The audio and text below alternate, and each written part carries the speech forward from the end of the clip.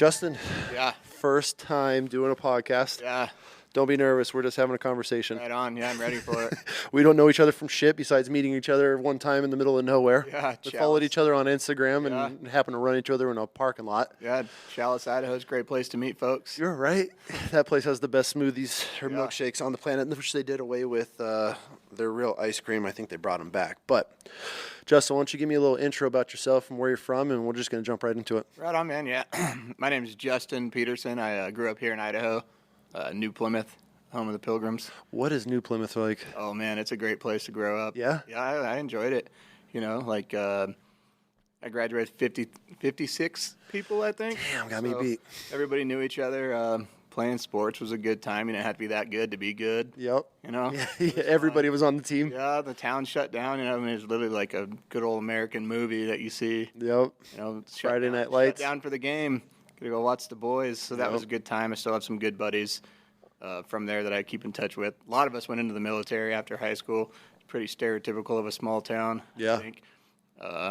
Yeah, live here in Kuna, Idaho now.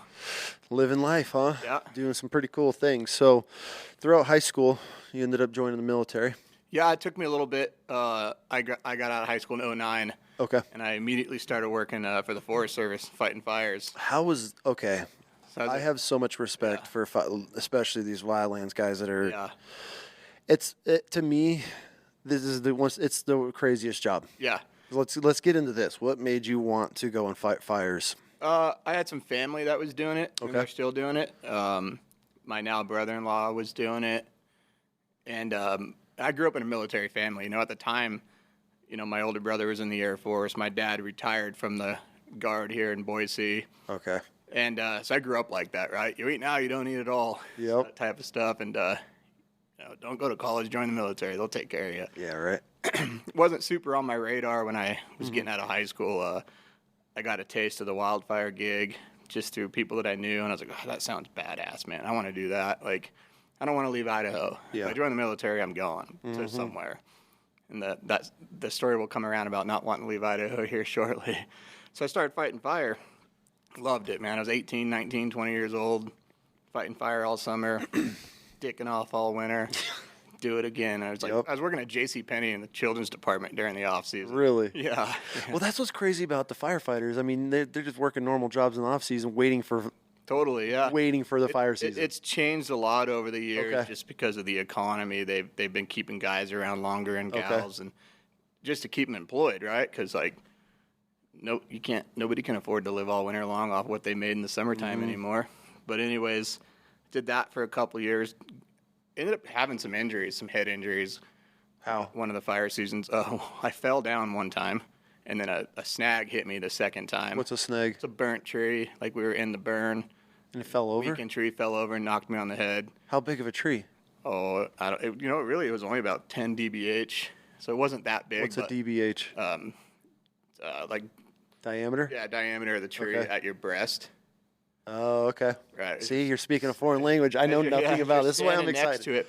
So anyways, as the next season come around, they were like, well, maybe, you know, you took a couple head injuries. Maybe it's not the greatest. You come back and fight fire. Oh. I was like, because I was just seasonal, man. I'm expendable. They don't care. You don't have any rights. So I was like, well, fuck. What do I do now? What do I do now? So I got a job at Applebee's. No shit. Yeah, man. I was working at Applebee's, and this is when the military started, like, coming into my brain. Because my little brother had gone off to the Marines. Okay. My older brother was continuing his Air Force career. And I was kind of just beat-bopping around Boise. Well, you have how many siblings? So I have 2 older sisters, one younger little brother who was the Marine, 2 older stepbrothers, and a younger stepsister. So I got a pretty big family. Okay. And the 3 of us boys all ended up in the military. So you had some pressure. Yeah, and my dad, well, what are you going to do? You know, he's very old school, right? You can't just, even when I was not Applebee's. Yeah, even when I was like fighting fire, well, it's just a seasonal job. What are you going to do for retirement? I'm like 19 years old. So right. You're like, what the hell's retirement? Yeah, what is this retirement thing, man? And so I got serious about it, and I remember one night I got on the Idaho Air National Guard's website. I filled out one of those little things, and Of course, the next day they're just Immediate. like, hey man, like, what are you thinking? I was like, well, I wasn't. Is the problem? Yeah. Yeah. It's like, filling this out. I was yeah, not thinking. I'll call you guys if I want. So one day I finally just said fuck it, and I went into the Air Force recruiter's office, and I just had Air Force on my mind, with my dad and my older brother. My little brother was in the Marines. He digged it. So I went in there, and he's like, well, what do you want to do? What do you do? I was like, well, I'm a wildland firefighter. And he goes, oh, boy, do I got the job for you. Of course, they push like special forces, right? Call them battlefield airmen. He's like, well, check these guys out, man. These guys are called TAC-P. They call in airstrikes, and they do all this cool stuff. And I was like, oh, yeah. Like, That sounds cool. that sounds really cool. Like, I've called in bucket drops before on fires. Like, why can't I call in a bomb? Right.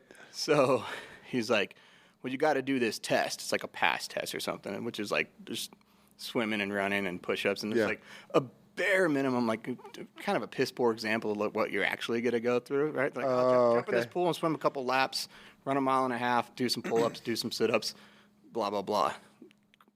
Cruise through that. Went back to the recruiter. He's like, okay, now we're going to take you to MEPS. So I go to MEPS, and they do all the normal duck walk shit. Other, but then they have some specialized stuff for different career fields. What year was this? This was 2012. So when you were doing the duck walk and all the weird, were you doing it in your underwear? Oh, yeah. Okay, like, so that hasn't changed? It's like super old guy doing it, too, who's probably been doing it since, like, yes. he probably did it for my dad. Dude, 70s. Yes, I swear it's the same guy. Everybody I talk to about MEPS, it's this creepy old man that just stares at you while you waddle around in your underwear. And Boise's a huge MEPS. Like, I got buddies that was a recruiter down in Reno, Nevada. Okay. They bring their guys up here. Oh, okay. So, like, they're seeing them all, the buttholes, man. They all over the Northwest, man. You're not, if you're a kid straight out of high school, that's your first red flag of the prelim of how gay the military is going to be. Dude, the military's the gayest straight dude you'll ever meet in your life. Fuck it, that's the best way I've ever heard anybody put it. Like, I tell people the gayest shit I've ever seen was in the military. Oh, yeah, like, what do you mean? I'm like, I don't know how to explain it. It's just fucking gay shit. The sandbox is just the gayest place ever. It's so gay. So they and we're canceled as a podcast. Exactly. So they want me to do this, like, look through for like testing my eyes, right? And he's like, all right, go and look in this thing and tell me what circle is closer. And I was like, oh fuck, like that one, nope. Next one, that one. I felt the fuck out of it. It was a depth perception test. Oh. So go back to the recruiter, and he's like, well, unfortunately, you failed the depth perception test. You can't be a TAC-P anymore. What else you want to do? And this is where I kind of started to learn that the recruiters really don't give a shit what you want to do. Zero. Right? But they want to make you. I was like, oh, well, I'm a firefighter, so fire protection sounds pretty cool. It's kind of what I want to do for a career, whether it's on structure or wildland. And he goes, well, that's not going to work. And I was like, oh. And okay, then. He goes, this would be a long time before you get a fire slot. And I was like, oh, all right. And he goes, let me tell you a little something called open general. Oh, no. And I was like, what's that? He's like, it gets you in the door. It gets you a ship date, and then you get a contract later for what you're going to do. And I was kind of like, he's like, yeah, maybe a fire position's available when you get there or whatever. I was like, yeah. Okay. Oh, hook, line, and sinker. Oh, yeah, dude, got me good. You weren't talking to your brothers and then like, I'm going to go open contract. Yeah, I mean, my little brother was in the Marines, so that he was kind of like, and then my dad was just kind of like, well, just do something that you can do on the outside. Mm-hmm. Like, I remember he said, don't be a weapons troop.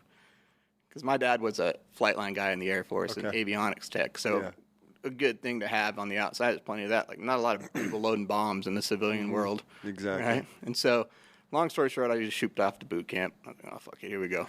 You joined on an open contract. On an open contract. God, that is Russian roulette. Open general. I was destined to be an MP, basically. So for anybody that doesn't know, the one thing you never do in the military, in any branch, is go open contract. Yeah, have your way with me. Exactly. Put me where you need me. Needs, and we refer to as needs of the Corps. Yeah. And I mean, you could be like, I'm going recon in MARSOC, and if they need a cook, you are now a cook for the next several years. Dude, the amount of dreams that I saw get crushed in my flight when we got like our jobs. Okay. There's one kid the whole time, like, I'm going to be a helicopter mechanic. I'm going to work on helicopters. I can't wait. I love helicopters. I joined to work on helicopters. He ended up in CE. What's CE? Civil engineering. He's like he's a fucking construction worker in the Air Force. How was Air Force boot camp? It's They're fucking pussies. It was 8.5 weeks. Okay. So it was the longest that it's ever been. Yeah. It was 6 weeks. Then it went to 8.5 weeks. Now it's back to 6 weeks. Okay, so you caught the long stretch. Yeah, and like, I don't know. This was 2013 by the time I went, and so some of the drill instructors were pretty hard asses. A lot of them were like Iraq, Afghanistan guys. Okay. So I think they, obviously, it's the stereotype. Well, back in my day, Yeah, for sure. I'm sure it was harder then than it is now, especially with the way things are in the world. Yep. But it wasn't hard. Yeah. It was a lot more mental than anything. Okay. Physically, it wasn't hard at all. I think mentally it was more difficult. Well, especially going from a wildlands firefighter to Air Force boot camp. I mean, yeah, and the fire community is is tailored a lot towards the military. for sure. A lot of those guys are either vets or go and join the military. I see. Well, that too, but like when we started fighting wildfires, like a bunch of World War I veterans, World War II veterans, so Really? they took in a lot of that.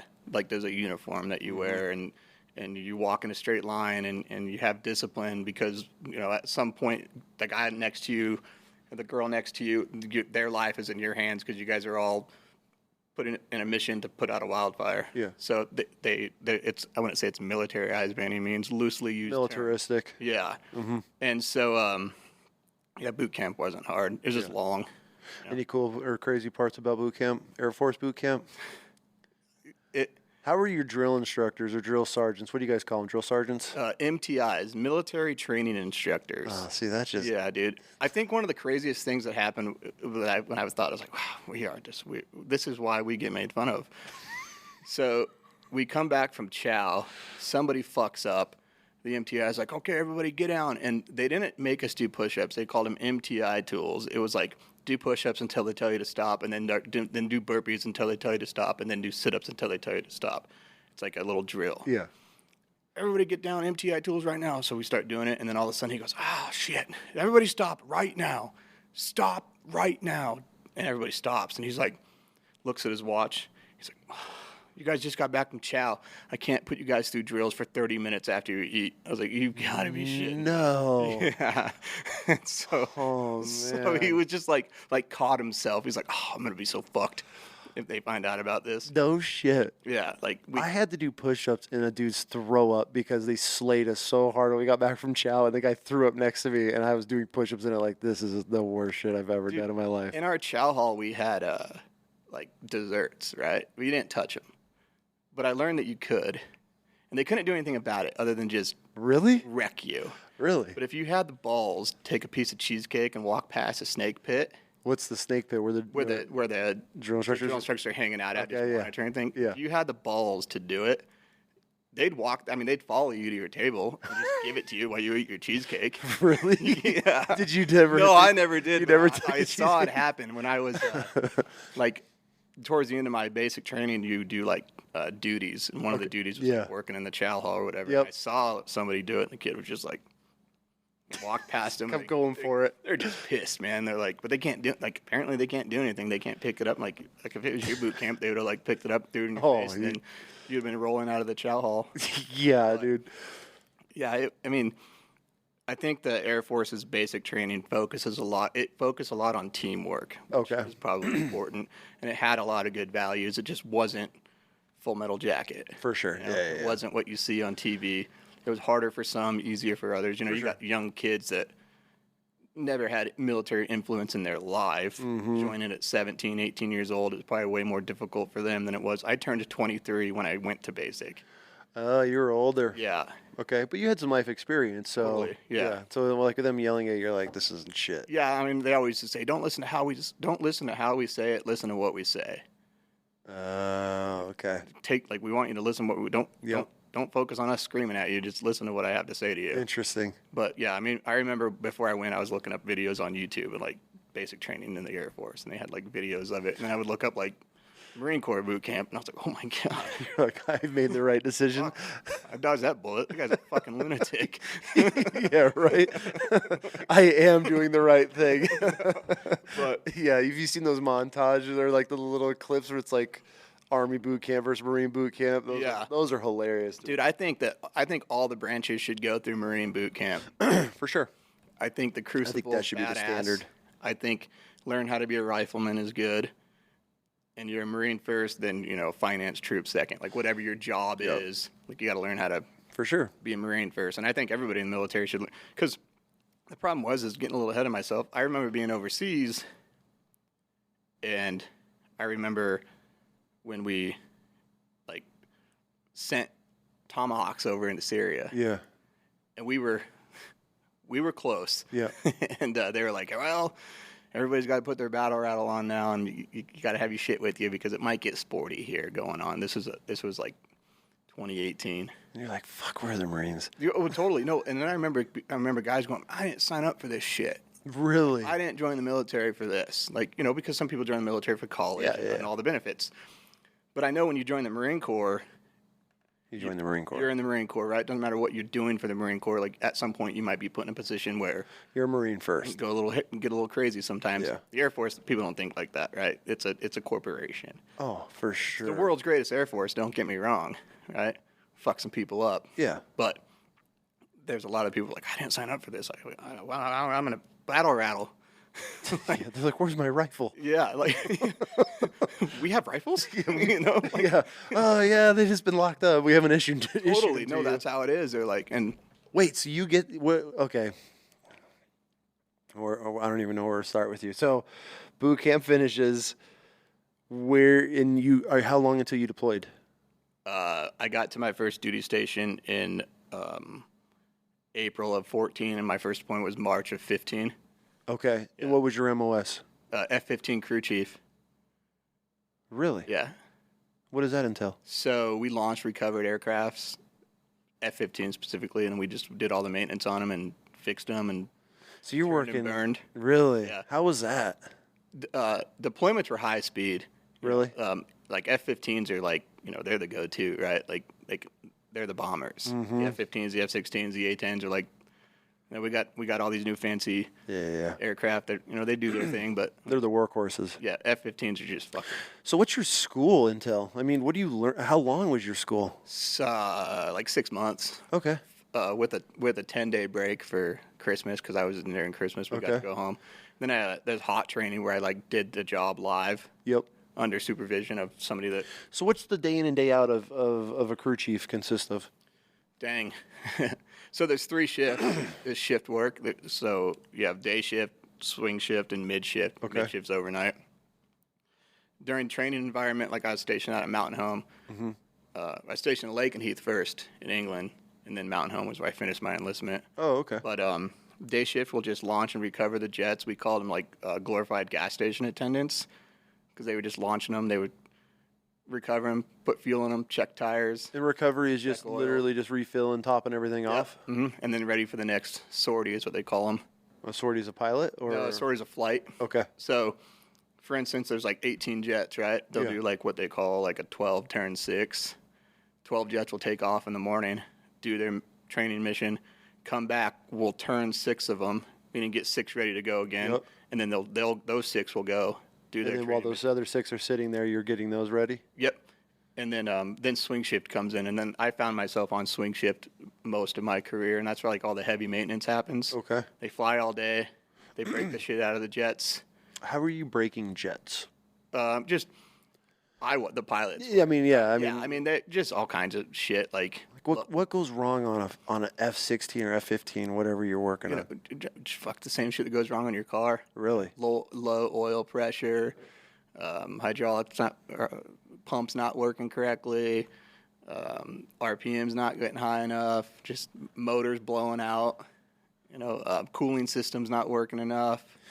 And then these pilots, and no offense by this, and these pilots are trusting their life in the hands of some, like, obviously you joined a little bit later, but totally some 18, 19-year-old kid that isn't paying attention for fuck all, and they're turning wrenches on a jet on a how much does a jet cost? Oh God, I don't even know, man, but they're a lot more expensive than anything else. Yeah. And dude, that was one of the points I was going to bring up on this chit chat is like the relationship between a crew chief and the pilots of the jet, because they're officers, right? Yes. And it's like unlike any other relationship in the military. Are you guys like on a first name basis? Well, 100%. We're drinking beers at the bar, hanging. I'm still friends. He trusts you. Yeah, like This is okay. This is what blows my mind, and I've always had these questions because I look at these guys like flying around on the weekend, even in birds, and I'm like, knowing what I know about the military now, and it being an absolute shit show about everything, and everything has gone to the lowest bidder. Yeah. And so you have the lowest bidder on parts, then you have some disgruntled private that just getting his ass chewed all day long, Totally.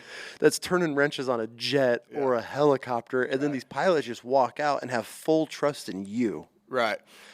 There's a Fuck that. There's a rank structure within the flight line, right? Okay. So you got nobody goes in as an E1 anymore, or even an E2. Most contracts now, like you sign up for 6 as soon as you, like I did, as soon as you graduate your tech school, you're an E3. Okay. Stuff, right? So, but still, I mean, you're totally. That's your new private. Is it E3? So private, right? So then you have like your airman first class, your senior airman, and then your NCOs at staff sergeant. Okay. Blah blah blah. So there's like a rank structure on the flight line. Yeah. So the 19-year-old A1C is not deeming that jet airworthy by any means. Got it. Right. There's a NCO that's coming into it. So like as I progressed in my career and when I put on staff and I became a lead 7 level on the flight line, like I was signing off the red X's. So like they were performing the maintenance that I used to perform. Okay. I was coming behind them, verifying it, saying, yeah, that's done right, or no, that's not done right, or helping them do it. And that's a huge responsibility. I mean, for a 27-year-old, it was a big responsibility, and it's one of the reasons I'm not in aviation anymore. Just too stressful, or what? You know, I was deeming jets airworthy to have 2 souls on board to go drop bombs in Iraq. Yeah. To fly over war zones. And you're checking off on all this. And I'm second to last of checking off on it, right? Once I do it, then it goes to like a senior NCO. Then he's like, yeah, these are good. Forms look good. They're looking at the forms. They're giving it once over on the jet, and then thing's going. How quick is the turnaround?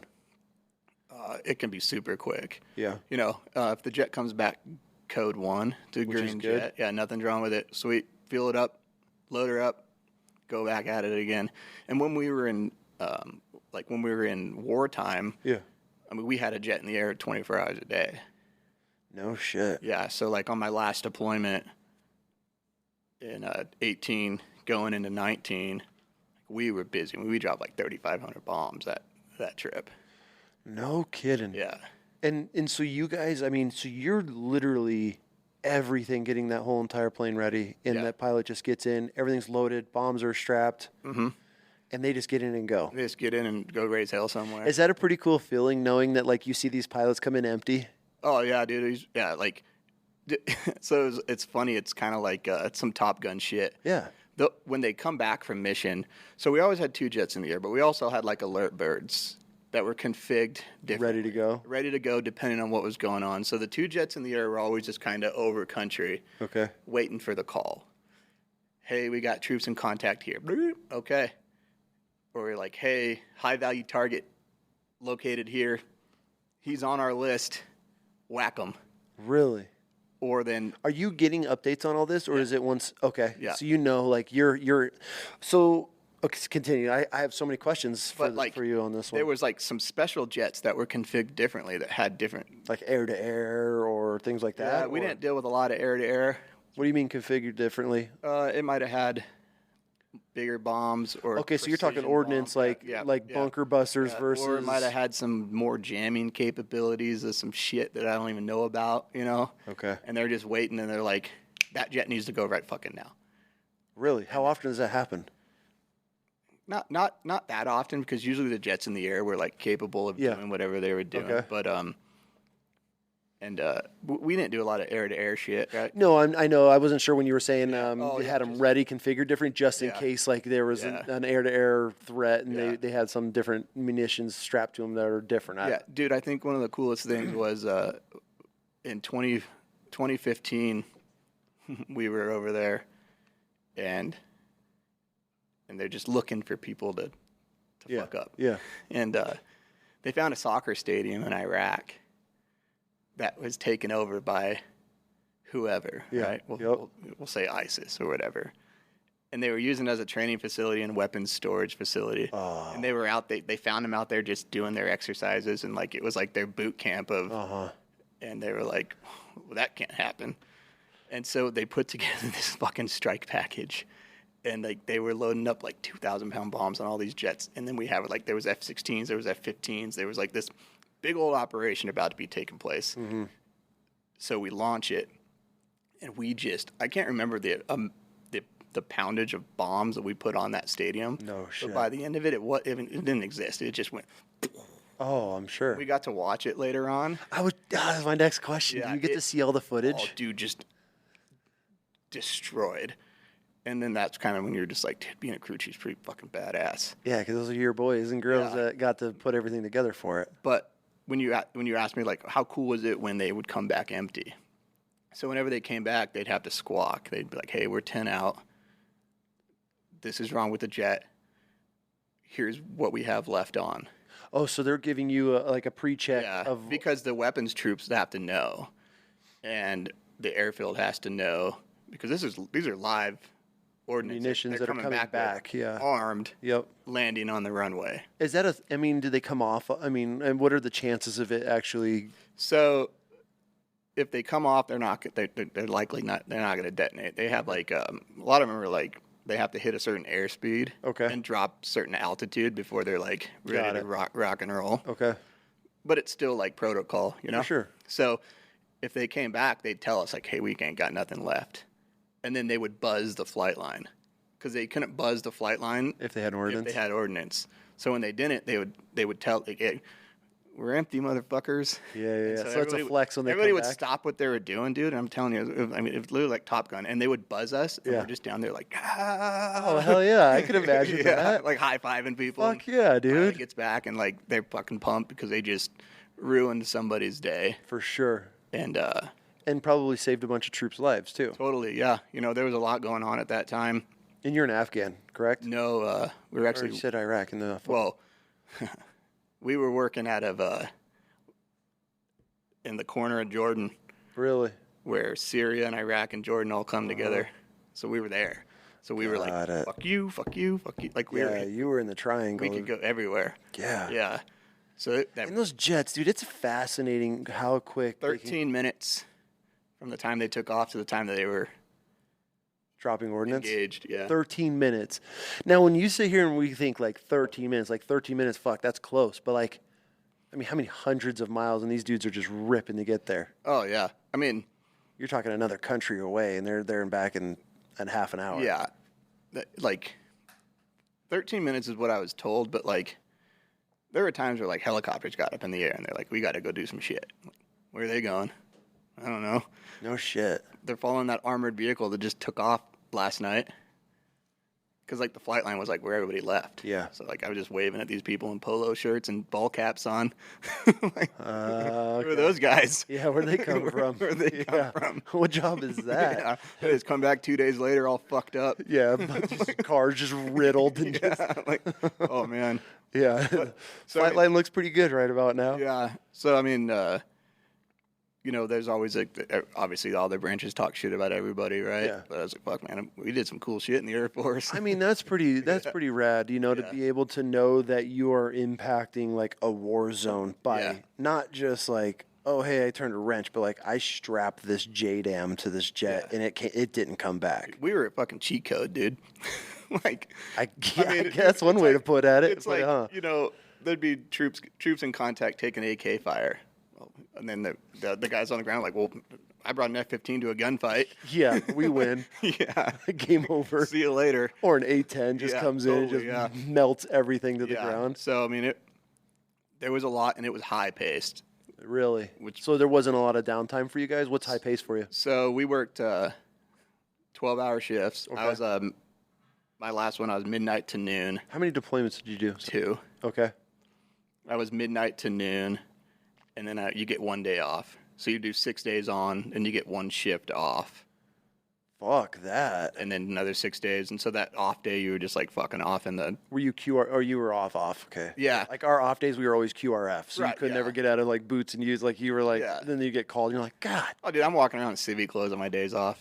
Just like hanging out. We got like three. How was your okay? 3 beers a day. Can you name what? Can you tell us what beer? You got 3 beers a day. See, I've said this so many times on this podcast already. Not everybody's military experience was equal. Oh yeah, man! I got a buddy at work who was a submariner, and my stories and his stories are just completely different. Oh, 103 beers a day. Yeah. And then if you've done it right, How was your chow hall? it was good. You know, it's Was it Air Force good or was it like okay? Yeah, So it was Air Force. So it was a Marine amazing. oh 100%. Well, you know, it's funny though. So at this base, there was an Army unit there too. It was the surface to missile Okay. deterring unit. Right? They had the SAMs, I think is what it was. Okay. Yeah. And Were they the only army on your base? yeah. Okay. And we were living in like the airmen were in tent cities, so the term airman is like anything below an NCO. Okay. They had these tents with bunks and stuff. They weren't bad. And then the NCOs, we lived in these boxes that had 2 beds in them. Little Kwanzaa hut or a little but Connex like box. your little roommate was on opposite shift as you, Yep. so it worked out. Yeah. The Army built their own little fucking compound right in the middle of that base, like with their sandbags and their nets and stuff. And like I'm walking past to go to the chow hall where they're like eating MREs in there. I was like, you guys don't have to play Army here. Like You can relax. hang out with the rest of us. Like, That's so funny you say that because like we a couple of my buddies and I we ended up going to do some training on some Air Force bases and it was almost like taking like a captured dog that's been like kenneled its whole life and then you like open the gate to it and it's like what do we do? Like we didn't even know like freedom. Like we had no idea how to even act on Air Force bases because it was like, wait, you guys just get to do what you want. Like you get to wake up, and it was fascinating. And then I have to ask some of my buddies. I don't remember what Air Force base it was. We left Kuwait. I want to say I could be completely wrong on this, and nobody quote me on this, but I want to say it was called Camp Liberty.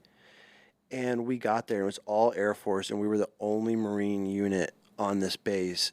And it was the weirdest environment, and we couldn't figure out why for the first few days. Like, no, dude, every time they had like this little outdoor, they had like a Pizza Hut. yeah. Burger King, and the typical overseas shit with all the Indians working it. Yeah. And you get the head Goat cheese on the pizza. Yeah, and you get the head rub where they're fucking smacking you and all that shit. Out of you after a haircut. Well, us being Marines, we're trying to spit game to all the Air Force chicks immediately. Yeah. And I ended up talking to this chick and the group of buddies, and they were all like spitting game. And I was sitting there, and she's kind of sitting there. We're just bullshitting, and not in like a spitting game type of way. But it's just a conversation. And I was like, man, this is the weirdest base. And she's like, oh, well, they warned us that the Marines were coming. Yeah. And I'm like, this is a God honest true story. I got a whole platoon of witnesses for this. I'm like, well, what do you mean they warned you? And they're like, yeah, all of our NCOs, they got us together. They got all the women together, and they told us all Marines want to do is try to rape us and have sex with us. And I'm like, and all my buddies like turn, and I'm like, this is legit. And I'm like, wait, what? And they're like, yeah, all of our NCOs, all the guys sat us down and told us how horrible you Marines are and to stay away from you. So for like the first 3 days, and we were just moving through, I think we were there only like maybe a week max. Right. No one would talk to us. It was like the weirdest shit. Like we'd be in line like, oh, hey, how's it going? And then like they would just like turn their back to us. And we're like, fuck the Air Force. Like these guys are assholes, like the women are stuck up. The dudes hate us. Like it was really awkward. Come to find out these dudes were threatened and told all the women, like they literally had like a formation. They're like, oh, this is how Marines operate.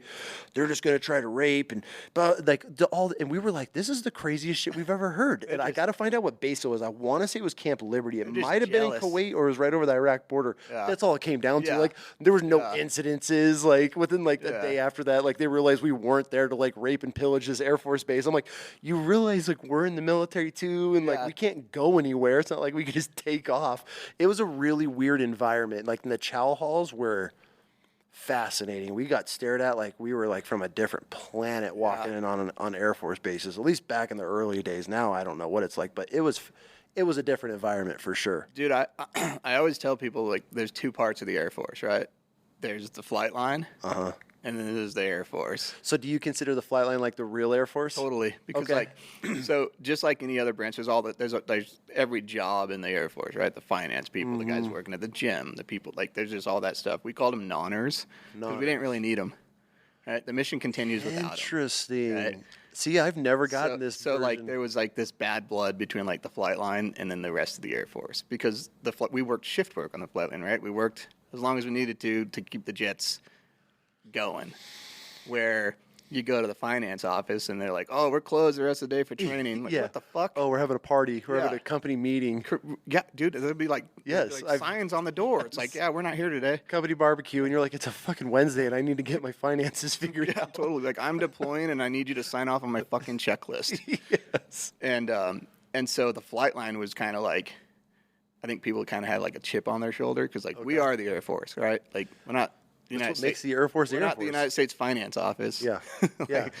And so a lot of times we would run into Marines and Army guys and some people that I don't even know when I'm over there. I'm like, "Oh, what are you doing?" I was like, I'm a crew chief. And they were like, fuck yeah, dude. Like, that's badass. They would bring us popsicles on the flight line and shit. Like, the guys coming back from doing whatever they were doing. Yeah, right. Their camping trips out there. Yep. And little excursions. Just bring us snacks and just be like, "Yeah, man, thank you. This is cool." Yeah. Fuck those other guys. Exactly, right? And so, yeah, I mean, I always say there's two different Air Forces, the Air Force and the flight line. That's hilarious. Yeah. I've never heard it explained like that because we would always just look at all of it.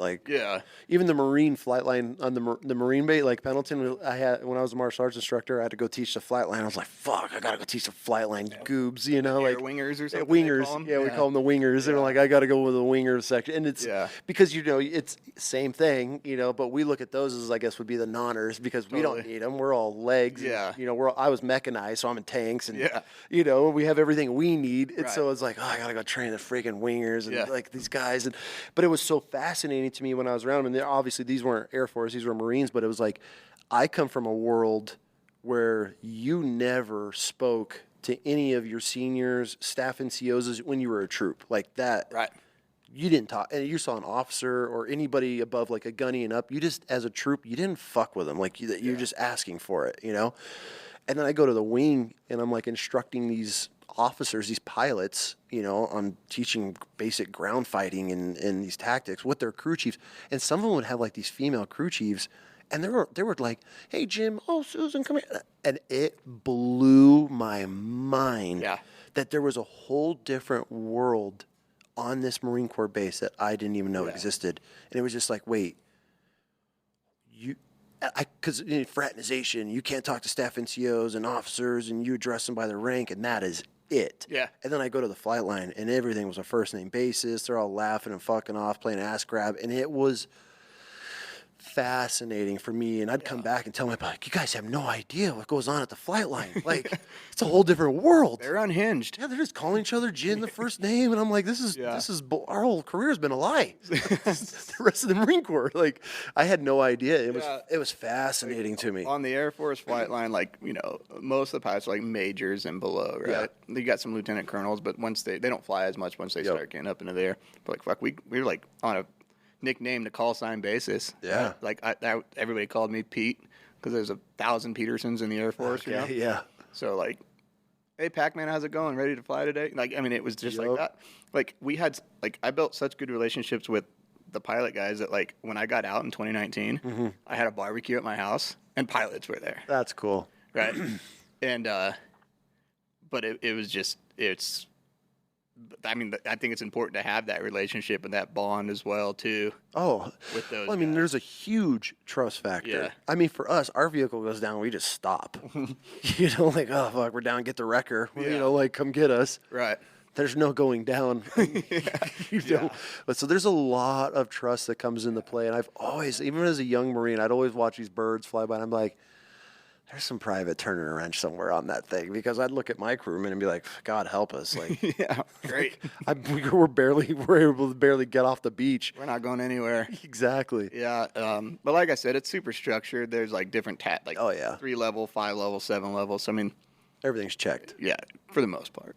Yeah. It's super strict out there too. For the most part. There's always that little question. Yeah. Yeah, I mean one of the cool things about the flight line too, I was compared to like the other Air Force, right? Like we'll like Copenhagen, for instance, right? Mm-hmm. I'm supposed to chew on the flight line. Give a fuck about you chewing on the flight line. Like we're especially overseas, right? Like we're putting warheads on fucking foreheads. Like we've had some like people touring the flight line. Those are the worst. It's like some like general or colonel from whatever the fuck shop on the other side of base, and like just landed, only been there 2 days, wants a tour of the place. Yeah, and one time like I guess he went into like our senior leadership's office, like couldn't help notice the amount of Copenhagen out there on that flight line today. They're just like, yep. Yeah, they've been here for fucking 5 months. Yeah, and you haven't, so fuck off. You know, like, yeah, that's how it always is. Yeah. So when you were loading ordinances, did you ever like write a message on them or anything? Were you guys allowed to? Yeah. So I never actually loaded anything. Yeah. Right. The weapons troops did, but no, that we never did that. That was I'm not sure when that ended or how it ended, but I know it ended. Yeah, they did away with that. Yeah, like I never did personally, no, and I never really saw anyone do it. Okay. Maybe, I don't even know if anyone put any stickers on them or anything. They're pretty protective of those bombs. I could imagine. A lot of money in those things. There's a lot. Yeah, and just publicity, too. Like, gosh, if you put something on there and it got into the wrong hands and all of a sudden someone back in the States sees it and they're offended. Or it doesn't go off. It just buries in someone's house and there's some freaking unit sticker stuck on the side of it. Yeah. It's like, that makes the news. Yeah. I can we did have a... we did have an ongoing problem with people drawing dicks on airplanes. On airplanes? Yeah, like in the intakes. Okay. Because like... Oh, the exhaust on it? We used to inspect the intakes and then we used to hop into the intakes in a bunny suit. Okay. And look at the blades with there's dust everywhere in there, right? So you would just be like, or you'd write a message to somebody and then it would just keep on going. And like, it got so bad one time that like, I remember like our section chief was like, for the love of God, man, stop drawing fucking dicks everywhere.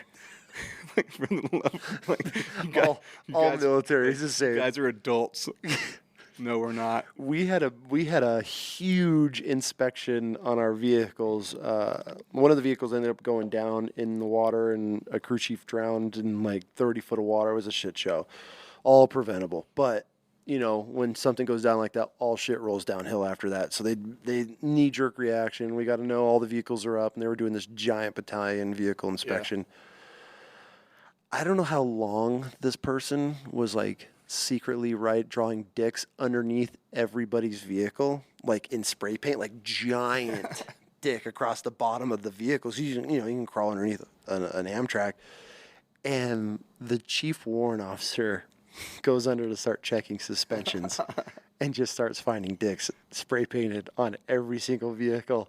It was a huge ordeal. Like, it was a massive, and I'm like, guys, like, they're fucking Marines. Like, people's heads are spinning. Oh, dude, they couldn't fathom. Like, Marines are drawing dicks, and we were at the schoolhouse too, so we have students that are. I think they ended up knowing who ended up doing it, but yeah, this guy like tagged like every single vehicle in the battalion, like just spray painted a giant dick underneath every one of them. I'll stand by it right now. I turned 34 years old in a few weeks, and I will never not laugh at a dick drawing. I mean, every Porta-John, you go and that's the first thing I look for is where's the dick drawing? You're like, there it is. That was a pretty good one. Yeah. You know, like, and dude, we had some artists, man. There was some elaborate ones, like, and then they draw things like out of the some details. You know, remember the movie Superbad? Yes, bro. His lunchbox full of dicks. Yes, that was the military. My whole military career. It was just like then you had like the dick artist in your platoon. Like everywhere you went, they just leave their mark. And so you're just like, okay, we know who that was. When I was stationed in England, we had this building on the flight line. Oh God! And they decided we were going to turn it into like a hangout spot, and we were going to store toolboxes out there, so we didn't have to drag them all the way from the main building.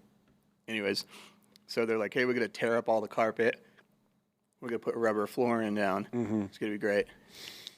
So they're like, we need volunteers to do it on Saturday. And our section chief was like, I'll bring some beer. We'll start knocking it out. It'll be a good old time. I was like, oh, fuck. You had me at beer. So we show up, we tear out all the carpet, and we're painting the walls red because we were the 494th Panthers, red leads.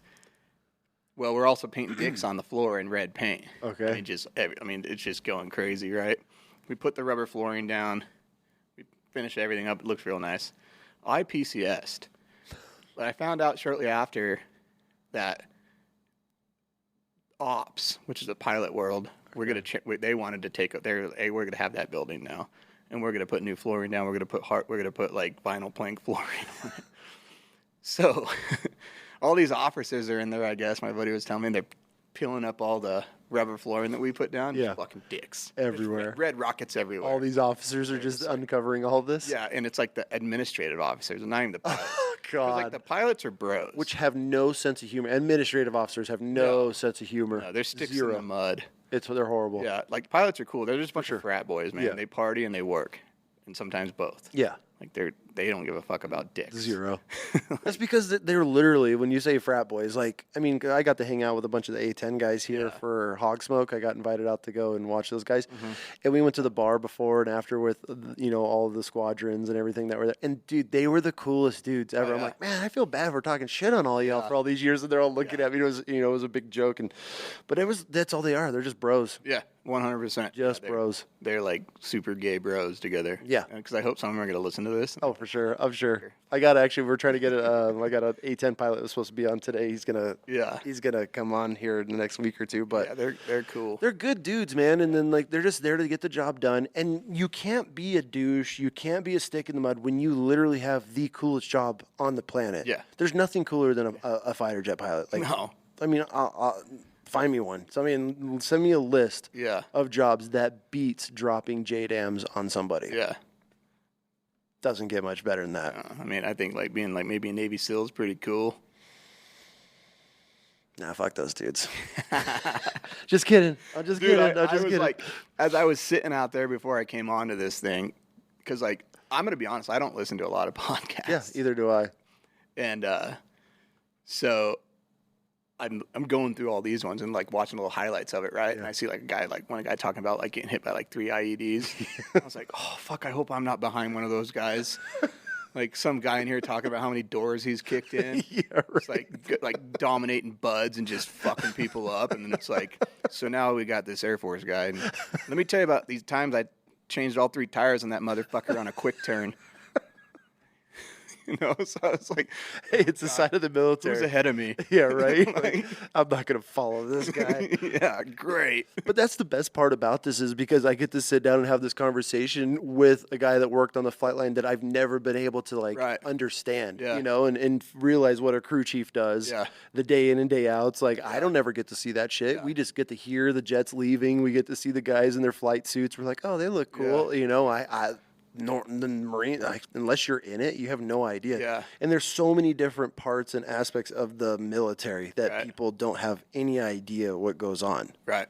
So. And it's crazy, like, even within the branches, right? Oh, 100%. Like, I was just talking about the 2 different sides of the Air Force. Mm-hmm. Those people that are, like, taking a Thursday off for their training day or whatever and going to a potluck for fucking Bob's birthday. Retirement. Yeah, like, they have no idea what goes on. Oh, no idea. Line no on the other side of base. No clue. And you know what fucks that is those guys leave, like in the Marine Corps. It's the same thing. You have your admins and super pogue units, and this guy goes as like 10, 12 years in that unit, and then they have to pick up first sergeant or master sergeant, so then they have to leave their billet to go to another one, and that's when we would pick them up. Yeah. And they come in like, everything's perfect, covering the line. You got to have your uniform pressed every day. And then they're coming into like these, our battalions where we're like, we didn't give a fuck. We were just a riff-raff, dude. 100%. And it was like, oh God, here we go again. Yeah. And they try to reinvent the wheel. It's because they come from a unit that was never in the field. Or when you go to the field with these guys, oh my God, the worst what they try to get you to do. And it's like, this doesn't make any sense. And it's coming from some guy that sat in an office his whole career. Yeah. I'm sure it's the same with you guys. You get some... What'd you call the nonners or what are you? The nonners. The nonners that come to the flight line because they had to change B billets or whatever. Then they come in and you can't dip. You got to wear this on the flight line. All your PPE has to be on, and you're just like, here we go again. And like that's one of the worst parts is just having to deal with the change of command all the time. Lucky for us, like I think from the bottom to the top, like in a fighter squadron, like the senior master sergeant, which is like an E8, right? Yeah. Crew chief. Oh, no shit, huh? Chief master sergeant, crew chief. So like we did have that was kind of cool. Okay. Like so they know. they know. They know what goes on. The other side of the house though, like the new maintenance officer would come in. Yeah. Came fresh out of the academy. Yep. Here I am. Most of those were cool too. I mean, I got pretty lucky. Yeah, I mean, if you didn't have to experience too much of the change and reinventing the wheel, I feel like that's half the military battles. They're constantly reinventing everything. I think the worst is someone that's like stuck at a rank, so they're trying to figure out like, wow, what the fuck do I got to do to get my neck? Like, how can I do something that's going to show on a performance eval? They start fucking looking around to figure out what they're going to change so they can write it down. Oh, that's all it comes down to is. And then they're like, well, we have to do this. Why do we have to do this? The lieutenant thought it would be a good idea. Well, it's not. It's a horrible idea. Like, well, we still got to do it, and then he'll see that it's not a good idea, and then we'll move along. Okay. That is so true. You got it. I'm glad you guys get to go through that as well. It's good to know that there's the struggle is across the board. Hey guys, we're about to do some real stupid shit, but just bear with me here. It'll be over in a week once we realize it doesn't work. Yeah. That's typical experience in the military. So on your deployments, like while you're off shift, what do you guys get to do? I mean, what's your base like? So you're up by Syria, Jordan, Iraq. Yeah, it's like pretty bare bones. Okay. But like they have like a big tent that's like the community center. Okay. Pool tables, ping pong tables, video games. Just I was gonna say normal shit, but maybe not for a Marine. Yeah, right. Like, you know, they have football games. If it's football season, they got Monday Night Football playing. Okay, that's nice. Where you could drink your 3 beers. That blows my mind. Yeah. That you can get 3 beers every day. Every day. And then, like, if your buddies, like, if it was your birthday, sometimes you'd be like, well, there's like 5 of us, right? Okay, everybody's drinking 2 beers, and this guy's getting everybody's 3rd because it's his birthday. No shit. Yeah. Or like Thanksgiving and Christmas, they'd give you 4 a day.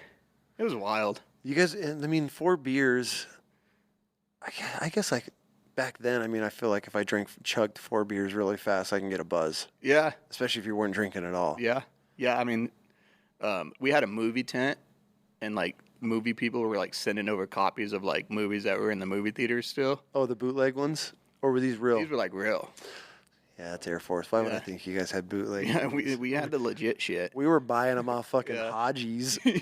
Like, that was riding some donkey down the street. He'd have this bag full of DVDs, and they were literally recording them where, like, somebody would stand up in the movie theater and walk by the camera, or the battery would die, so you'd miss, like, half of an action scene.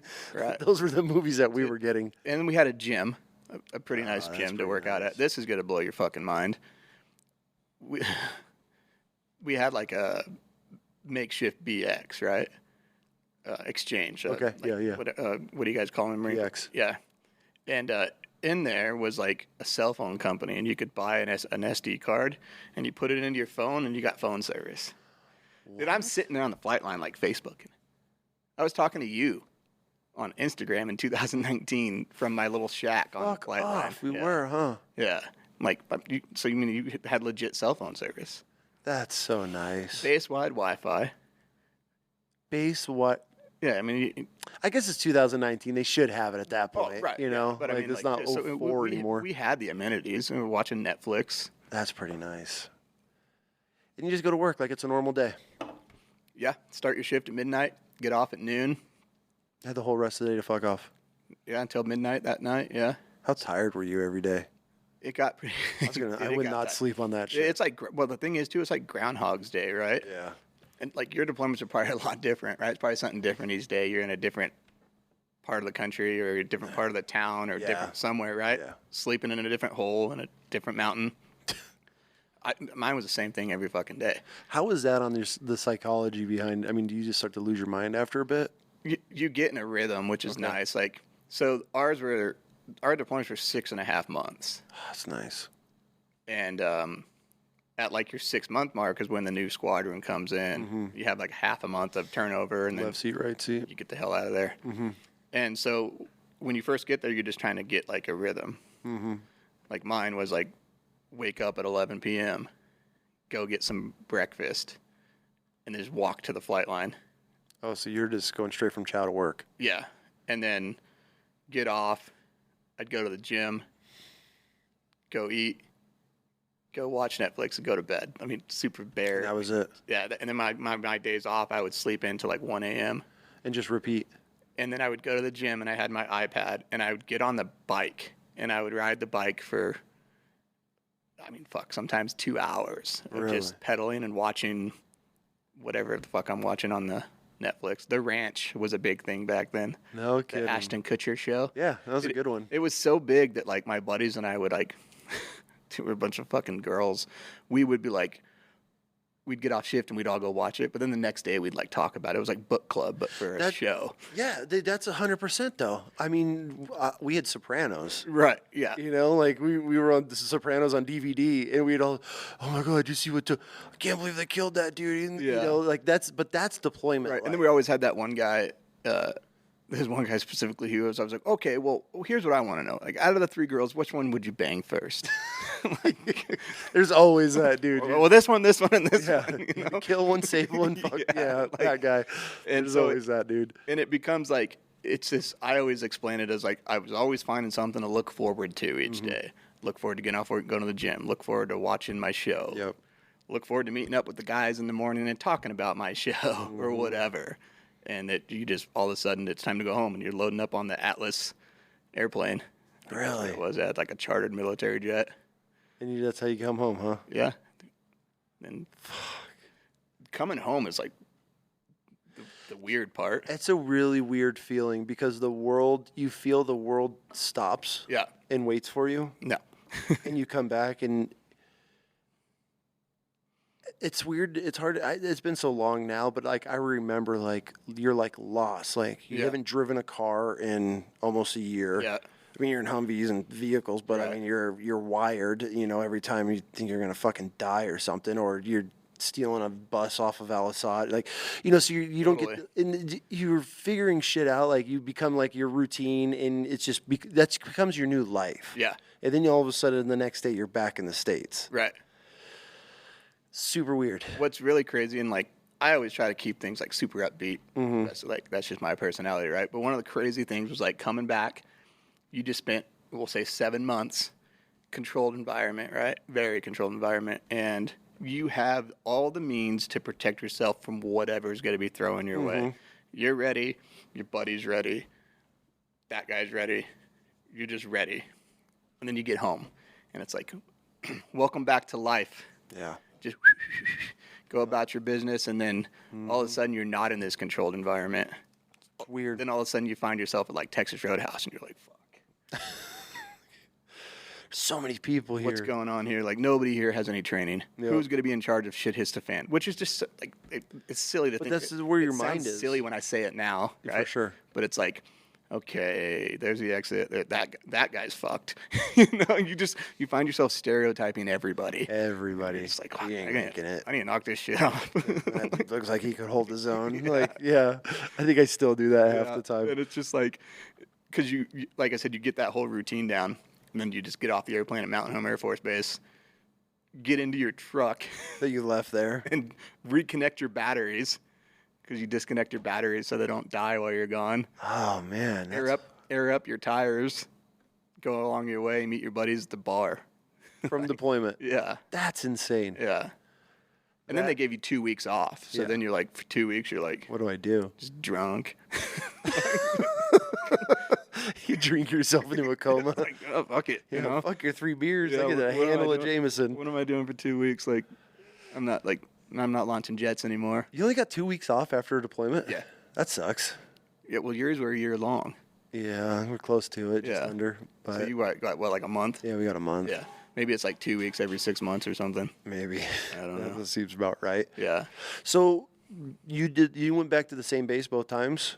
Or you were on different bases? Different bases. My first one was like, you want to talk about Air Force. It was at Al Dhafar Air Base, UAE. How was that? We had a pool. You motherfuckers, man. Yeah. And like we were doing missions from there, so they were long flights for those guys. What's a long flight?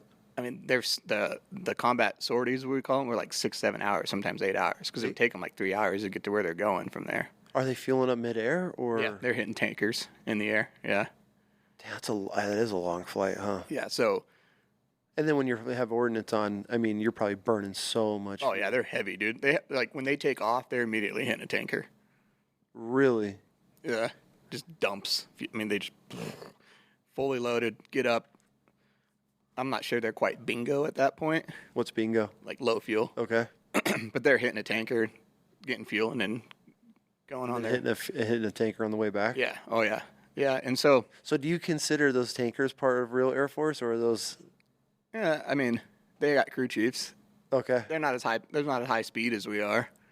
I feel like that's a pretty dope-ass job, though, to be on a tanker in the middle of the air, and all of a sudden some jet just like pulls in behind you, and you're just the boom operator down there with a joystick, like just trying not to there. poke a hole in this thing. Right? Yeah. I mean, I feel like that's a pretty legit job for the it's Air cool. Force. I've been back there before while they're refueling. Yeah. During training. Okay. We used to go down to Florida for TDYs every year in Panama City. Oh, that sounds horrible. Oh, dude. We were at this place called Edgewater Beach Resort in Panama City. Working just regular shifts, weekends off, 3 weeks during spring break. Oh my God. Just a fucking riot of a time. Cleaning I was house. golfing each day. Yeah. This is why we hate the Air Force so much, just because of these stories. Dude, like, if you hear Marie tell stories, we're like, really? Yeah. How did that happen? Like, it's like, you know, it was something that, like, off the wall, or like, I was stationed on with some Air Force unit. You're like, oh, okay. Yeah. You know, then it makes sense. Yeah, we had a lot of fun on those. We'd go to Nellis every year for Red Flag. Really? And just hang out in Vegas for 3 weeks. I mean, it was hot because it was always August. Oh, miserable. For whatever reason, we did it in August. It's still Vegas. Yeah, and they've like given us like $80 a day per diem. Just to hang out. Yeah. That is fascinating. Yeah, I mean, when you think about like a crew chief, right? They have to go everywhere the jet goes. Okay. So if the pilots are going wherever to train, we have to go with them. That makes sense. Which is cool, good for us. So are you assigned to certain jets, or is it a squadron? Like, how does it work for you? So like you have each jet has a dedicated crew chief and an assistant dedicated crew chief. Okay. So, like, I was Staff Sergeant Peterson, dedicated crew chief on aircraft 244. Okay. Assistant dedicated crew chief, blah, blah, blah, which was one of my troops. So as a dedicated crew chief, that's your jet, technically. It's not does the pilot consider it his? Because their names are on it, too. I mean, but he's just the driver. I mean, you're doing everything. Right. And as a dedicated crew chief, I never worked on my own jet. Why? Because once I became a 7-level staff sergeant, like I was in charge of I was one of the lead 7 levels on the shift. So like I was in charge of everything not in charge of everything going on, but like I had to go and help on all the jets because I had to sign off all the forms. And I was an engine run qualified guy, which was fucking cool. Yeah. Hop in and start her up. Oh, you get Let her buck. Really? Yeah, take her to the trim pad. You put her on a holdback tool and throw it in the burner. What's that like? It's a good time. Really? Yeah. How loud is it? Loud. I mean, the inside it's loud. The outside it's obviously deafening. It's deafening. Yeah, but it's a good time. I mean, it's a riot, and they're trusting 25-year-old guys to hop in there and let her rip. And you can just and take off if you wanted to. Yeah. I mean, if you were one of them. Yeah, I'd be like that Horizon Airline guy a couple years ago. Yeah. All right, I'm just gonna put her down now. No. Yeah, I mean, it was a good time. But yeah, when I was a dedicated crew chief. When I was an assistant dedicated crew chief, I worked on my jet mostly. Got it. But as you make rank, you just get more responsibilities, like running jets for troubleshooting and repair and signing off red X's for big, heavy maintenance jobs. And so you're kind of just bouncing around the flight line. Now, if you blow an engine on a jet, how long does it take to pull and replace a pack on it? Oh, boy. We could do it in half a shift. You could put a new jet engine in, pulled and put in a new jet engine on a half a shift. Yeah, I would say, like, if we were, like, in a combat zone and it was, like, we weren't in training environment, yeah, that'll happen, like, pretty quick. It's not hard to take it out. You do an engine bay inspection, you get that signed off, throw in the new one, button her up, give her a run, and... Really? I don't know, maybe 6 hours. Who tests this? Like the pilots, like after they get a new engine, they're like, all right, sir, everything checks the box. Yeah, by the time they show up, it's all done. Like, then they're just getting in and going. And they're trusting everything. Yeah. Yeah. That blows my mind. Yeah. I can't wrap my head around that these guys just get in and they're like, oh, we just got a new engine in. They're like, yeah, take her for a run. Well, you're the first one. Let her rip, 0 miles, brand new. And they're just off in a Yeah. $1 billion jet. Yeah. Whatever the fuck a jet costs. Yeah, 100 dude, million, I it's- guess. I mean, what is it? Chris, can you Google how much a F-16 costs? Google how much an F-15 costs. An F-15. But they're just trusting you guys. yeah, and you know, and I had never really thought of it that way. I've never really thought of it from like an outside perspective. It was so normal to me. It says AB models are 28 million, CD models are 30 million. Okay. Yeah, so- I mean, that's still a chunk of cash. Yeah, like but Mountain Home has E models. There's not a lot of C models left. There are, but they're the models are the newer ones. C models are air to air. Okay. They don't hold as much bombs. Okay. They're designed for air to air combat. F-15EX Eagle, Yeah. so that's 90 million. Yeah. Okay. Yeah. Yeah, they're up there. Almost as much of a house in Ada County, huh? Yeah. Fucking A these days, huh? A little shack in downtown Eagle. We can get one for the price of an F-16. Yeah. Damn, dude. That is crazy to me that you can swap out an engine in one of these jets and they're up and running in the same day. Yeah. And nobody's doing and they just trust 100% of it, and they just off they go on a mission. Yeah. I mean, there's obviously a whole process to it. For sure, right? there's a You know, check. a lot of eyes look at it. Checks and balances, Right. But yeah, I mean, essentially, it's just like, okay. have you ever put something together and had extra parts left over or extra bolts? Dude, I did that the other day on a chicken coop. Fuck. Right? Yeah, dude. Getting off topic here. I've been out on fires for the last 2 weeks. I get home, my wife's like, "Hey, I got some things I'd like to Honey-do get list. done around the house." I was like, "Sweet." You know what wasn't on that list? Chicken coop? No, hanging out in the garage drinking beer. Yeah, You right. know what she found me the day when she got home from work? Drinking beer in the Drinking beer in the garage with a completed chicken coop, though, Right. and some extra hardware. Once you go chickens, there's no going back. Dude, it's awful. Yeah. Yeah, we have 14 of them now. Oh God, I've been avoided that. I'm gonna try to open up an adoption agency for these things. No. Don't even look at me, man. Yeah. That's the one thing I have going with my HOA. They don't allow any of that. which Neither is does great. mine. Really? They never said anything about it for Oh, 4 years, shit. dude. That's pretty nice. Yeah. I thought I was pushing it with bees, paying all my neighbors off with honey. This is from your backyard. Don't call the HOA. I put a bee house in my garden earlier this year, and I still don't have a bee living in it. Oh, I'll get you hooked up this year for next year. Well, it's just for carpenter bees. It's not. Oh yeah, yeah. You're talking the little holes in all the Yeah. things. Yeah, those are pretty Yeah. cool. Wasp moved in though. Oh, did Fuckers. they? Yeah, they'll take over anything. But yeah. So after you got out, you went back to fighting fires, right? Essentially, I do I set up weather stations on fires. Yes. So which is a huge thing, right? Yeah.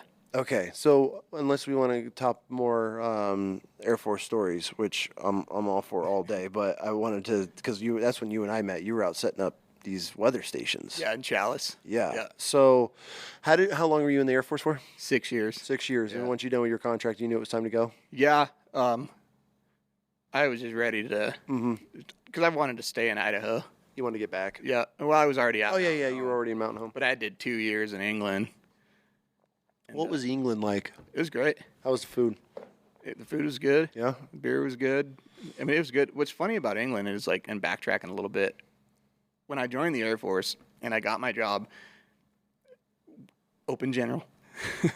In boot camp, they give you a list of what's available. An F-15 tactical aircraft maintenance was available, so I just hit that, and that's all I hit. Yeah. And apparently that was a needed career field because being a crew chief sucks. It really does. I mean, you're out in the elements. You're out. I mean, it doesn't matter what the weather's doing. You're out there. And you have all the responsibility. Right. And so I picked F-15s because I knew Mountain Home had F-15s, and I had all the intention in the world Coming back. of getting my first duty station in Mountain Home. And you went to England. Right. And I remember being in being in tech school. They're like, "Hey, you all have a briefing tomorrow morning to get your first assignments." I'm like, fuck yeah, sweet. I'd already filled out my dream sheet, Mountain Home. That's all I put down. There's only fucking 5 places to go to as an F-15 crew chief. And I'm sure not everybody wants to come to Mountain Home. No, This is a cool place. I mean, it's funny because people retire in Mountain Home. Okay. Yeah, they get to Mountain Home this place is great. So then they go to Korea just so they can come back to Mountain Home. And so I just put Mountain Home only. I was like, dude, there's no way I'm not going to get Mountain Home. Nobody puts Mountain Home as their dream sheet as a 19-year-old kid from Boston. Yep. Right? Everybody wants to go to Kadena Where's in Candida? Japan. And, Oh, yeah. okay. Is that the place to go? Is that That in for England. you? Okay. It's cool.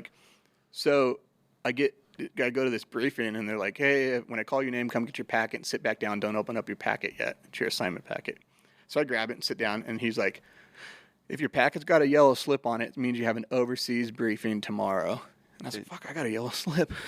I am not going I'm to not going to Mountain Home. No Idaho for me. Yeah, and so this is how, like, I just didn't know much. Yeah. I didn't really look into where my options were. We open it up, it says RAF Lakenheath. I said, what the fuck's RAF Lakenheath? My buddy's like, dude, it's England, man. It's England. Oh, you're so lucky. I'm going to North Carolina. And I was like, no, I don't want to go to England. No, there's no elk in England. Yeah, right? How the fuck am I going to fish in England? Yeah. And so it ended up being good. I ended up enjoying it and Yeah. glad I did it. But when I first got over there, I was like, this place sucks. Oh, I don't like being over here. This isn't Idaho. Yeah, I could see that. But I warmed up to it pretty quick. Kind of have to. Yeah, I'm there. For 2 years? Yeah. Or how long were you there? Yeah, 2 years. Yeah, 24 months or whatever. Long tour is what they call it. Okay. As an unaccompanied airman. What were you doing there? In England? Yeah. Same thing. Okay. I was in the F-15 fighter squadron, Got it. 494. And those guys do not deploy, or? No, they do. My first deployment was out of England. Oh, okay. And then you came here and deployed. Yep. Okay, got We it. also did like some no-notice stuff out of England, which was pretty that? fun. Like, we're going to go do some shit right now. Oh, no notice. Like, we were okay. just striking distance. Really? That's like 4 hours to get somewhere where somebody that's potentially needs to die. Really? Yeah. How often that happen? Once. Just one time. 48 hours. Really? Yeah. And you got to go right now, and then they're just loading everything up, Yep. getting everything, all the checks? We met them in Aviano, Italy. They loaded up there. They went. Oh, because you go with the pilots. Yep. Oh, I guess that is a pretty badass job. So wherever the pilot goes, I mean, Yeah. like you said, you get to go with them. Yeah. I'll never forget. Huh. I'll never forget that one because we left England. We went to Aviano. The jets met us there. They loaded them up. They went over the country they were supposed to be going over. They did their thing. And then while they were doing that, we just all flew back to Lakenheath because we had to go catch them. And then, Oh, they weren't coming back. They were Yeah. just going to do a loop. And, Yep. Okay. and then I remember one of the pilots getting out. He's like, man, I tell you what, man, ain't nothing better than this. Dropping bombs on people and fucking your wife in one day. Holy shit. I was like- That's why they're the coolest job in the Yeah, world. I was You like- can't deny that it's not the coolest job. You might have to. I don't know if this is family friendly podcast. Nah, you're good. Yeah, We've talked about way worse. And so, yeah. But yeah, going back to what I do now. So, time comes and you didn't re-up. Are they all 6-year contracts or just your initial one was there was 6 year? 4. You could still do 4. I did the 6 because you get that was like that extra rank incentive, Okay. and then just went from there. And then in 2019 I got out, and I didn't start doing what I do now. I wanted to, Yeah. What'd you do when you got out? dude. I worked at Western States Equipment Caterpillar dealership in Meridian there. Right down the road here? Yeah. Okay. So I was looking for a job, Mm-hmm. and I needed to find one like pretty quick. I wanted to start working while I was on terminal leave still. Mm-hmm. So I had a friend that worked there, blah, blah, blah. He got me an interview and like, oh, so like you work with hydraulics on jets, right? I was like, oh yeah, I'm pretty good with hydraulics. Like, oh great, these things run on hydraulics. I was like, God. perfect. So I get thrown into there. What I learned quickly is like, I was an F-15 technician, mechanic. An F-15's an F-15. Everything's the fucking same. Yeah. So I go to this fucking cat dealership, and there's every piece of Caterpillar equipment ever that have different everything, different pressures, timings differently. Oh, God. Components I are can't even different. Imagine. You know, I was just like, oh, well, fuck. Dude, I last like 9 months there. I was the worst heavy equipment mechanic known that probably have ever worked there. Really? Dude, that was awful. I think I finally got good at like one thing, so I just did that every day. Hey, that's a start. That's a start. And then I got a contractor job at the FAA at the Mobile Air Traffic Control Tower. Okay. Doing mobile air traffic control. How was hours? that? I mean, so you were doing air traffic control. No, I was just the guy doing the rate, like installing everything and making sure everything worked for these incidents like wildfire. They would take these towers to the wildfire, Okay. and then the fire's air traffic would be controlled by that air traffic control tower. And Okay. it was just a big utility trailer with antennas. Yeah. And then I did that for a year before I got on where I work at now. And what are you doing now? So, remote weather stations. Explain this to us. Yeah. So fire season rolls around. Yep. And obviously it's a shit show out here out Yeah. west, especially it being 100 degrees for the last 3 weeks. Yeah, totally. I think, I got home from Alaska July 5th, and I think we've had like 4 days that were under 100 degrees. Like, It's brutal. It's been miserable. Yeah. When you look outside, fuck. It's just smoke. So, a fire starts, it gets big, and an incident management team takes over. Okay. And they order us up, and we set up little weather stations all over so they can get real-time data on like what's going on. What's the importance of this? Life and property for the most part. Okay. Right? Like, and different, like how aggressive they're gonna get. The winds or the... Yeah, they want to know, like, they want to know what's gonna happen. So, like, there's an incident meteorologist that is there, like, Okay. compiling all this data that these things are spitting out to be like, today is gonna be sporty, or like, you know, today's a good time to get aggressive with this thing, or... Oh, okay. So like we're not going to have wind. So I mean that's a huge factor Yeah. in fighting fires, right? Totally, I mean, yeah. so this is a huge play. So let's say a fire breaks out. Yeah. Are you trying to get towers or stations around it, or the direction it's headed? So Or how does it work? Like let's say something breaks out in Salmon. Right. By the time I get there, this thing's in long-term strategy anyways, right? So it's not getting put out anytime. Initial attack's over. It blew up. This thing's burning until the snow flies. That's when we usually come in. So if a fire starts, how long do they have before on the initial attack of like, okay, it's fucked. This thing's burning until winter. I think they consider initial attack like the first 32 hours or something like that. They don't have it contained in that amount of time, and Then it goes into what's called like extended attack. Okay. And then from there, it varies, right? Depending on where it's at, what they want to do, what's around it, you know. There's a lot of like political decisions that get made up top that I have no idea. Like, why are politics involved in fighting fires? It just like wilderness area, not wilderness area. Okay. Protected land, not protected land. BLM versus... Yeah, Forest Service land, invasive species, spotted owl. It gets into the fucking weeds, dude. And they're worrying about that shit when, meanwhile, there's hundreds of thousands of acres just burning at a cyclic rate? At times, yeah. Yeah. Isn't that crazy? Yeah. I mean, wildfire is good, to be honest. For sure. Yeah. I feel like, that's what cleanses, and Yeah. that's what brings so Yeah. much new growth. Yeah. I have a buddy that I actually served with him, and he works for the state now, and he's a forest or whatever, but he was telling me, like, he's like, dude, if they went in and just cleared all this old growth, he's like, as soon as these trees get to a certain age, they stop producing the oxygen, they're pretty much just sucking up nutrients. He's like, these burns are great. Dude, if you go to a healthy forest and like you can like look through it. Oh, for sure. You can like see through the trees. There's not a lot of shit all over the ground and overgrowth. That's a healthy forest. Yeah. You go to some of these other forests, you're like, this is a fucking ticking time. I mean, look it up at Stanley, dude. Yeah. You can't see 2 feet into those woods. I know. I try to find elk in them. Yeah, right? Exactly. Fuck, dude. And somehow they get through that shit. Can't but see shit. yeah, so so when you guys are setting up this stuff, what it goes into, like, the whole, are you guys just on back roads? Like, are you camped out there? Are you staying there the whole time? Are you setting and moving, or what? Yeah, it just depends. This year I'm doing a lot of setting up and moving just because there's just so many fires. But yeah, we utilize everything. Trucks, UTVs, helicopters. And how long are you guys up there for? Like you stay out for about 2 weeks and then you come home and get some days off. Really? Yeah. And you're living up there just monitoring your equipment, or are you just out setting up new stations? I'm just setting up new shit. Like I'm not involved with like the monitoring or the predictive services or the forecasting or anything like that. My job is to show up, work with them to find good locations depending on what they want. Okay. You know, maybe they want like some drainage winds, what's going on in the drainage, or what's going on the ridge line, or what's going on where the fire is pushing towards is a big thing.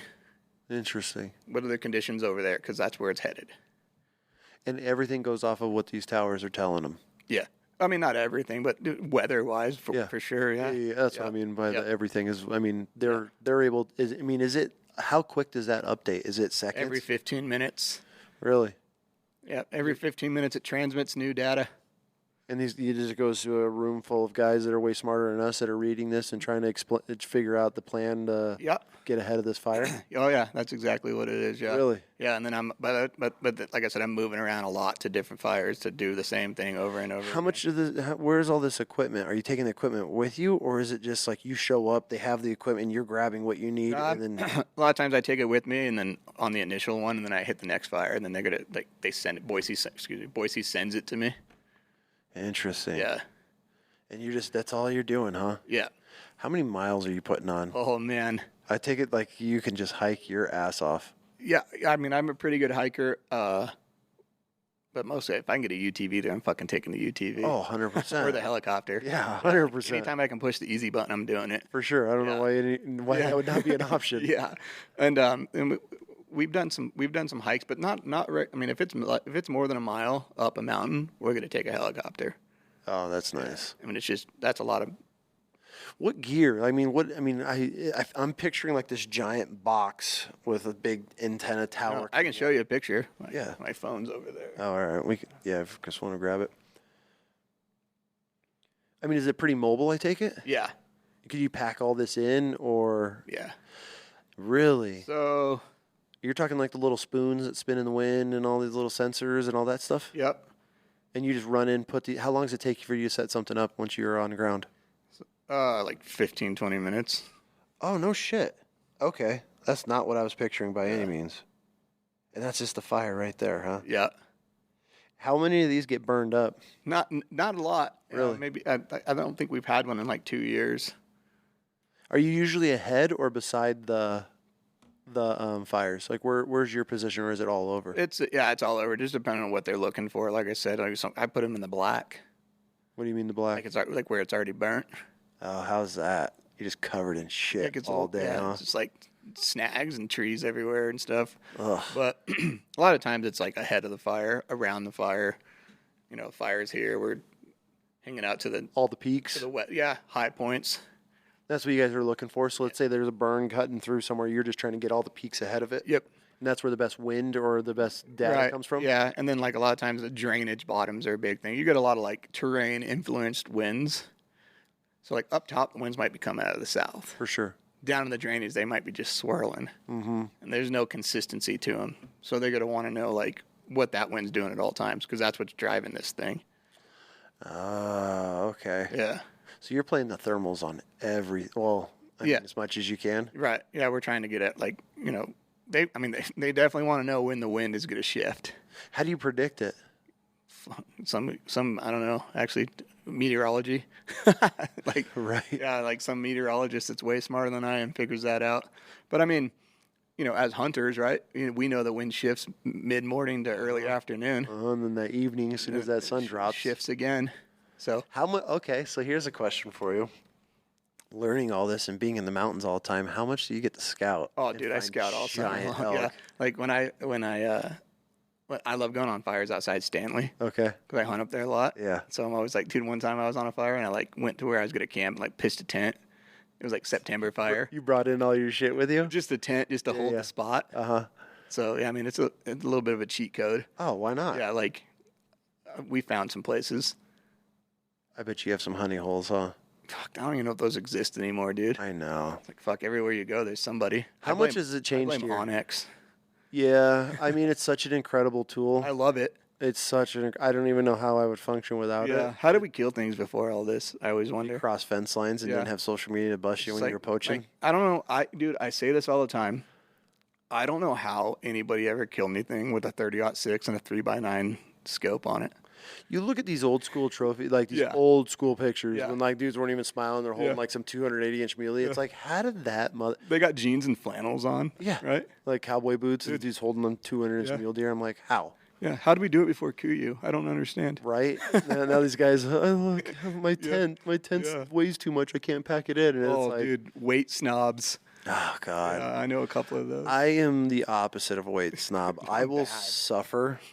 I will absolutely suffer and be miserable to pack in comfort things. Dude. Like all day. This fucking conversation's going all over the place, but I love really it. Is. I was hunting one time on a rifle hunt, and I was like, man, my fucking pack's heavy, dude. What I got in this thing? I had a release from archery season. I had a magazine of a pistol that I didn't even have. A rock that you picked up, thought it was cool, never took out of your bag. Dude, like I had and my buddy's like, why are you carrying around all that stuff? I was like, I don't know, man. It's here now. Like, do you even have that pistol? Oh, I don't even own that pistol anymore. like, I've been looking for that. A loaded mag of looking for this hollow mag. Points that I don't even have anymore. Some 10 mil. You're like, yeah, that's hilarious. You did a lot. I mean, did you always hunt when you were a kid growing up, or did you get into it? Yeah, I've hunted all growing up. Yeah. Have you seen Idaho change? I mean, how much has it changed people wise? Dude, changed so much that, like, I remember, like, just back in, like, 2016, I used to hunt. I used to do an extra whitetail hunt up in North Idaho. And I remember, like, going to Fred Meyer and just buying I'd have to pay out-of-state prices. Yeah. Buying an out-of-state whitetail-only tag and then just leaving the next day to go hunt whitetail in North Idaho. Yeah. It doesn't exist anymore. See, I'm a transplant, and but damn, like even when we got here, like I remember buying, you'd get your archery tag or whatever elk tag, and then I would just go buy. I'd pay the $400 for a non-res tag. Totally. I had 2 tags. Bear. I mean, I guess bears is the same. You can always get 2 bears, but like now those aren't even options anymore. Well, I mean, like social media is great, right? Like Instagram's awesome. But it's also like the hunting world's blowing up. Partly because of social media. Huge part of it. And I think COVID didn't help either. So COVID ruined, absolutely, at least for my areas and stuff. Like, take spring bear. I've been hunting these areas for years. yeah, and you got some spots. and dialed. Yeah. And then now I'm going up there and there's blue-haired people and there's like trench coat kids that are just leaving shit. And I'm picking up all their trash. And I'm like, what? And ever since, and that was during COVID. It was like the weirdest people in the mountains. Dude. It just ruined everything. And it's like, why? I would go places where I've never seen it. I'm like, what in the fuck are you doing here? Like, Are we allowed to talk about other podcasts on a podcast? yes. Dude, so there's this guy named Hank Patterson. Okay. The fly fishing guy. Like Hank Patterson is like his alter ego, right? He just does like super funny, like he's a funny dude. Yeah. Great fly fisher. So right after COVID, he did this like funny video, and he's like, dude, we have a whole new pandemic amongst ourselves, folks. He's like, the indoorsy people are going outdoors. And he's That's like, and they're true. fucking everything up, basically. I mean, dude, you're on the mountain and the guy comes around a corner in like a Mercedes. I'm like, what are you doing out here? And I try to be a better person and be like, you know what? Everybody enjoys to be on the outside. For sure. Right? Except you. Okay. Yeah, get the hell Fuck out of outta here. here, Except for right? my area. Yeah. You can't hunt. You can have the whole state except for right here. This is my area. Yeah. And like I said, going back to, do I have any honey holes? I mean, I got spots where I can go find stuff, but gosh, I can't remember the last time I didn't see another rig on a road. Or 10 trucks at a trailhead now. Yeah. It's like, God dang, like I don't just kind of just takes the fun out of it. It does. And then you hear these guys and they're all bitching about it, and it's like, well, that's why. Yeah. I have a guy that comes into one of my spots, and dude, we're sitting there on bear bait with these kids that are, it's why I have some of these areas, bringing kids and guys that are battling cancers or disabled. These guys will just come tromping through there right in shooting hour. I'm like, what the fuck? What are you guys doing? They're like, oh, we're hunting here too. And I'm like, you guys walk right through here. Like, Yeah. they just, the etiquette. That's what bugs me. I'm all for everybody being in the mountains. 100%. It's the disrespect Yep. with the trash. I watched this dude 2 years ago, or maybe it was last year, and I did a video on him, and a lot of people kind of have backlashed on it, and I'm like, the worst people on the mountain are these hippie camping, overlanding. They're the absolute trash of the mountains. Yeah. The Subaru drivers, the ones that are the peace love, vegan granola eaters, are the absolute worst human beings on the mountain.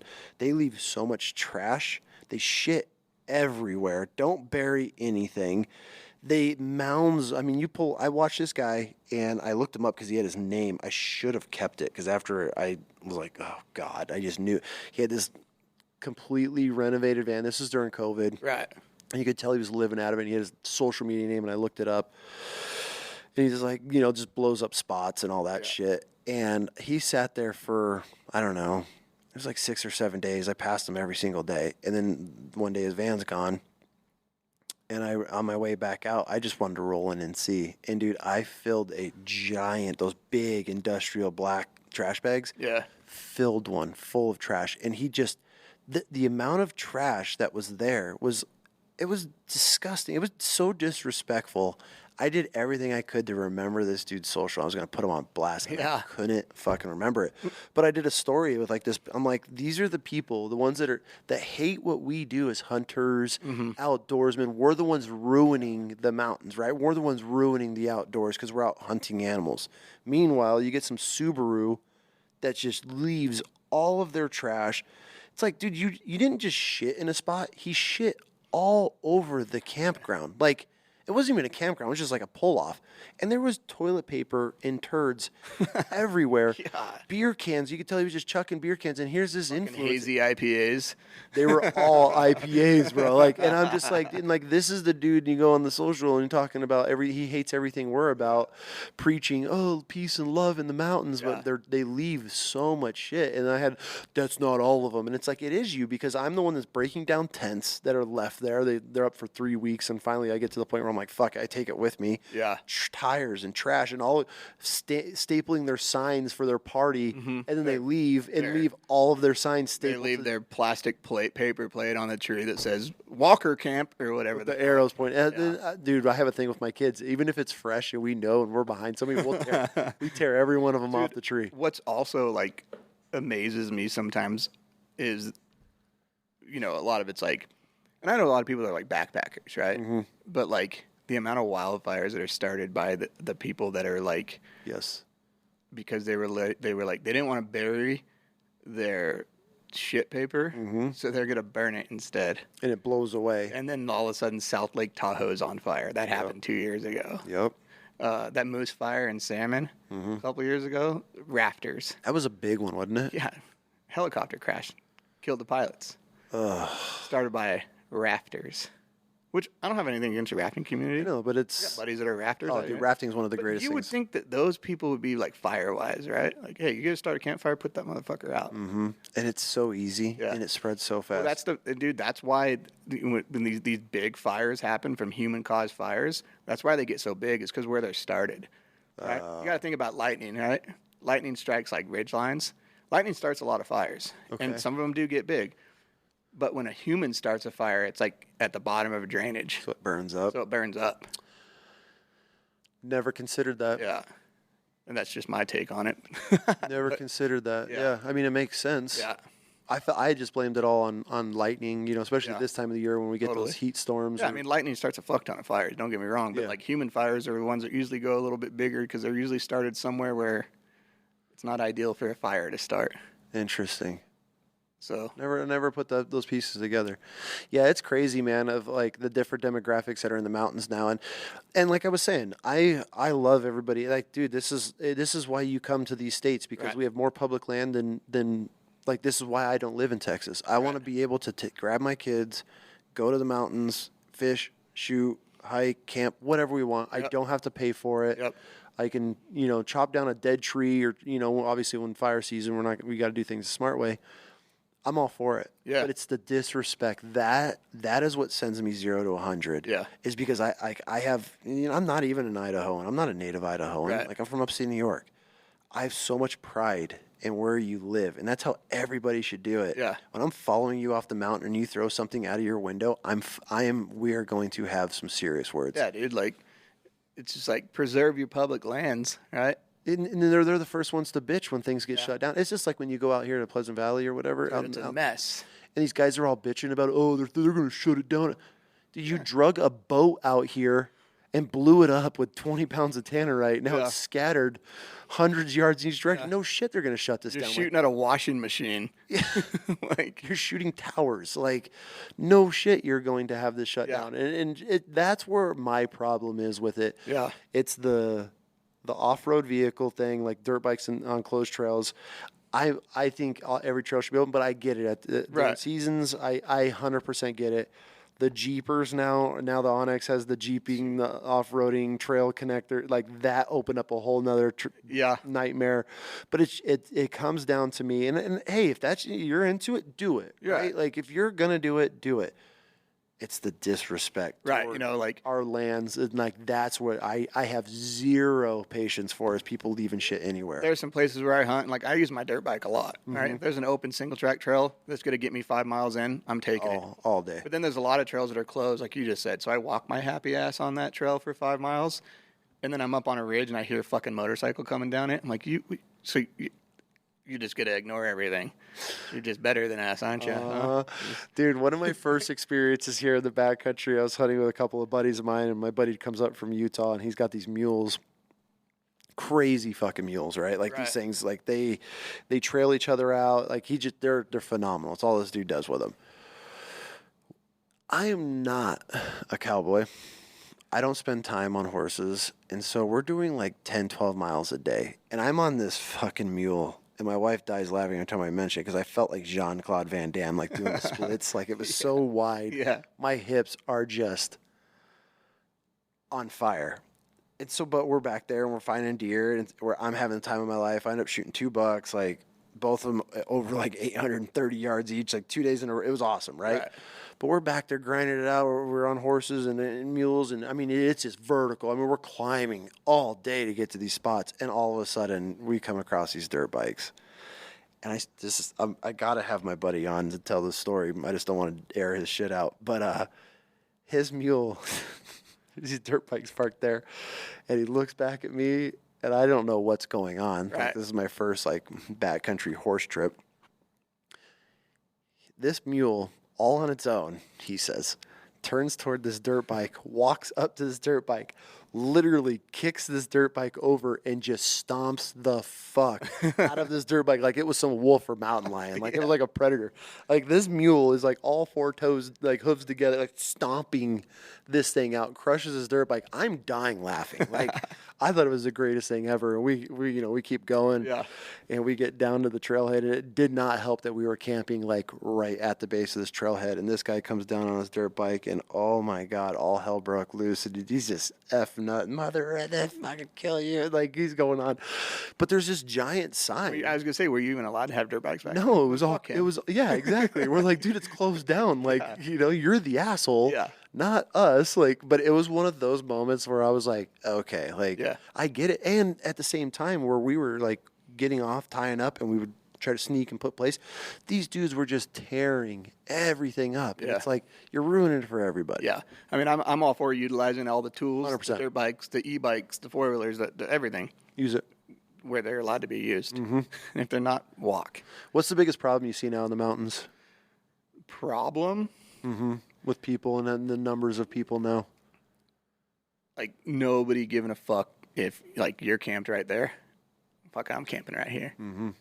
You're hunting up there, so am I. Like, dude, Unit 39 is a great unit. Is the best unit, and Yeah, everybody should hunt. Everybody Unit should hunt 39. Yeah. Unit 39. Come on up, hunt Unit 39. It's north. 39 is just... It's in northern Iowa. It is a target-rich environment. Yeah. If you're going to put in for any elk tags, you put in for 39. But my fucking buddy was hunting that one time, and like, he's like, pulls up. He's got his ridge line. He's gonna go up or go down. He was hunting downhill like a fucking ding dong, and he's sitting there waiting for the sun to come up so he can start walking. And like another truck pulls up like right down the way, and another truck pulls up, and then all of a sudden there's like headlamps all up along this road, and there's like one place to go. So he just starts going. Well, then they start going, and then they start going, and then he's running. And then the sun comes up and he spots out, but everybody else spotted him too. And like he's sprinting down the ridge line to get to these elk. He ends up beating them all and shooting one. No shit. But I was like, dude, that's not even I think that's not fun to me. Yeah. Like if I'm driving on a road and I was like, I got this specific spot in mind that I'm going to hunt with this specific ridge line, and there's a truck right there, and there's some dudes in a headlamp getting like gearing up. They beat me to it. Fuck, next ridge, or I got another I lost. spot. Yeah. I 100%. Dude, I don't know how many times I've had it happen Yeah. where you show up and you're like, fuck. Like, I haven't seen anybody here all season. Like, okay, they got me. Yeah, I mean, 2 years ago, my buddy and I were going up a ridge. We parked the truck, headlamps beep bopping up of it. I hear a vehicle come back, park right behind my truck. I hear doors get out. I look behind me. There's headlamps coming right up at us. I just stood there. I was like, what the fuck, dude? Yeah. Like, Where do you go? Anywhere else? there's probably deer over there, too. Yep. You know? I had it. Going back to your question, like, I think that I see that problem a lot. Like, just no regards for, like, Etiquette. somebody else's rig at the bottom of it. And I'm sure people are like, well, it's public land. You don't own that ridge line. Well, I know I don't. I know, but it's etiquette. Yeah. I was a couple years ago hunting, and I'm hunting at a truck, and I'm up on a ridge. I'm parked. I'm out sitting glassing, and I found this buck, and it was a shooter buck. And I'm sitting on it, and then this truck pulls up, and I'm like waving him off. I'm like, hey, like, I'm sitting here, fuck off. Yeah. And where I peeled off, like there's a main road that keeps going, and there's all these fingers, ridges. I mean, you have miles of open. And they sit there for like 15 minutes as I'm glassing this deer, and it's bedded, and I'm waiting for it to move. I was trying to, you know how it is. You're just waiting to see if it's like worth going after or not. Right. These guys get out, and they're watching where I'm watching, and they all start glassing in the exact same direction. And they picked they had to have found it, and and I'm watching, and now all of a sudden they're moving with urgency, and so they're trying to like get down this ridge, and they're literally get out. And they see the deer that I'm glassing. I have my rifle. I could have shot it from there. I didn't have a shot, but like it was within range. But it was in this brush, and I was trying to pick it out. This dude takes off hauling ass, like down in this ravine, and trying to get around it. And the deer like stands up, and it's like, no, something's up. Dude, I got in the prone, and I ripped 3 rounds off, and I let that deer fucking run till it was gone. I waited for that guy to get all the way down to the bottom. And I was like, if you're going to play this game, like, I'll play it with you. Yeah. And it was just, I'm just like, and I look at these guys, and I'm like, what are you doing? And they're like, oh, public land. I'm like, I get it. It's public land. Yeah. Just don't be a douchebag on public land. That's all I'm asking. Yeah. And like, fortunately, for every one of those assholes that I come across, I do come across some people that are like some pretty good guys, some good dudes. That are like, I had a bull tag this year, in 2019. I showed you this years ago. I killed a 367 bull with this same tag that I had this year. Yep. I was glassing the same spot. I can glass from the road, and I can see where those bulls walk out at.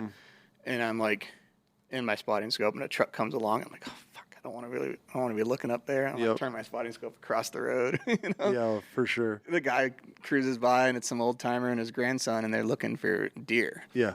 Like any deer. It's a youth hunt. They're like, hey, we're just looking for deer. I was like, oh, nice. He's like, what, you got an elk tag there? He's like, there's a monster bull up there on that. He's like, you're looking on the wrong side of the road. And I was like, well, actually, I'm not. But he's like, the last 2 nights I've seen a nice bull come out of that tree line. I was like, yeah, that's where I'm looking. He goes, he's like, looks around. He's like, well, there's nobody here. So yeah, he's like telling me, and I was like, I've been watching those elk, blah, blah, blah. And then he's like, I was like, what are you guys up to? He's like, I'm looking for a doe for my grandson. First deer, yada, yada, yada. Yep. And I was like, my camp was right there. I was like, dude, if you walk 100 yards behind my camp, they're there. So they get out. Whop. Yep. Come dragging back. He's like, hey, good luck with your hunt. Drives away, right? Like, so, I mean, I do have some good encounters as well, but I have the fucking dickheads too. Yeah, I mean, and I think the good outweighs the bad. It's just the bad that sticks to you. Like, I had a bull tag in Arizona, and I was, went in completely blind. It was a last-minute thing. Dude, I started asking. I put it out on social, like, hey, has anybody got – and, dude, the amount of response. And, like, I would run into these guys. I mean, this is a really good bull tag unit. Yeah. Where you think these guys are going to be, and I would run into them, and I have Idaho plates, and I'm clearly an out-of-stater, and which you always hate it, Right. And then everybody hates an out-of-state person, but when it's a California plate, everybody hates that person. So even if those out-of-staters from like Wyoming are here, everybody hates the Californian, and you forget about the non-residents. That it's like when all the branches are fucking with each other and like picking on each other, but then the Coast Guard comes in and everybody just turns and yells. Yes, in the hunting industry, the Californians are the Coast Guard, and so everybody hates them, or the bicyclists on the highway. Dude, everybody. Death wish or what? Dude, right? But these guys were great, man. They were. I mean, I had guys stopping, and I'd bullshit with them, like they're like, oh, from Idaho. I'm like, yeah, I'm trying to figure it out. And they'd be like, these guys were pulling up on it. They were dropping pins for me. Yeah. I had guys reaching out, like, my grandpa's hunted this unit for his whole life. Like, I mean, it was awesome. It was really. And I was talking to my buddy. I was like, dude, it's the weirdest shit I've ever run into. I've never had like an area be so welcoming. And at first I'm like, these dudes are just sending me on a wild goose chase. But I had like 3 or 4 guys be like, hey, you need to really focus in this area. And so it was all like within this one pocket in this unit. And so then I started putting pieces together. I mean, I ended up killing my best bull, but it was awesome. I mean, the guys in that area were super open and like, hey, yeah, try this and do this. And I think if you show the respect, you go in there with the same, like, hey, dude, like, sorry, I didn't know you guys were in here. Like, I'll back out. I've done that so many times where I've come up on people like, hey, what way are you headed? Mm-hmm. Make a plan. Where you know how it is. You call in somebody else with an elk, and then you got some guy come running in, and you're like, shit, okay, where are you headed? I do that so many times. Like, hey, I don't want to screw with you, especially if there's a party or they got a kid with them. Like, I'll go. I'll go the opposite direction. I have no problem with it. I think that's what we need to get back to. I feel like obviously social media, it's all about creating content and trying to be, keep up with the Joneses, and you put aside all of the etiquette and the everything that you've known as a hunter, and then again, there's a lot of guys that are just getting into it and have no idea the etiquette behind it. Yeah. That's a whole other part of it. With social media too, it's like if you have a social media hunting page, and I think we both know who those people are. Yep. And they get a tag wherever, they're getting tips left and right. Oh, I know it, dude. Like, yo, I got a tag here. Oh, well, there's big bucks here and there's big bulls there, and then they just go and kill them. Like, oh, they're great hunters. Well, they're 100%. They're good listeners. They're good listeners. Exactly. And they're really lucky. Yeah. I mean, I've had it happen to me where I've showed up places, people are like, dude, you need to go here. Yeah. And we've done it and showed up and like, holy fuck. Yeah. Why did this guy give us Why in the fuck would he tell me that? Mm-hmm. Yeah. I'm saving that on X. Yeah. We'll be back. It's crazy, but, and that's another part of it is you get these whitetail guys that come out and they're celebrity hunters and they get these things that are kind of like just walked right in.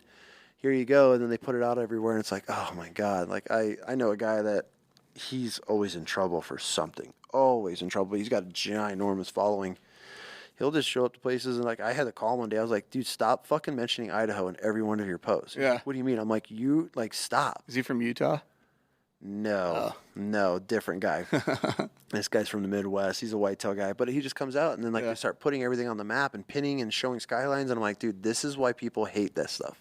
And it's like, I lie my ass off. I say Colorado for everything. It's Colorado spring bear. Yeah. There's not even a spring bear season. I'm tagging Colorado. Yeah. The best thing that I love trolling with people in the hunting side of things is, when I shoot a bear or setting baits and I'll be like, hunt Colorado. And yeah. I'll get so many messages and people are like, how do you hunt Colorado? How do you have a spring bear tag? Yeah. I'm like, listen, and this was a thing for a while. I had this whole copy and paste. I'm like, hey, listen, you got to go in the fishing game before the season starts. You got to ask for depredation tags. Bears are a nuisance in Colorado. Since it's so green, they don't put things out, but if you ask, they'll give you tags. Oh, man, I wonder how many calls they got. I never had anybody come back and tell me this, but like guys are like, I lived in Colorado. Like, how the hell you get a tag? And I just go to fishing game and ask. Yeah. And I'd say that all the time just to fuck with people. Well, it's funny we mentioned the social media aspect of hunting, right? Yeah. And like my father-in-law's a guide in Nevada. Yeah. And he has been for a long, long time. And he used to come up to Idaho and hunt often, like in the Frank Church and stuff, horseback trips, like back in the 80s. That's big boy country. Yeah. And so before social media, it was magazines.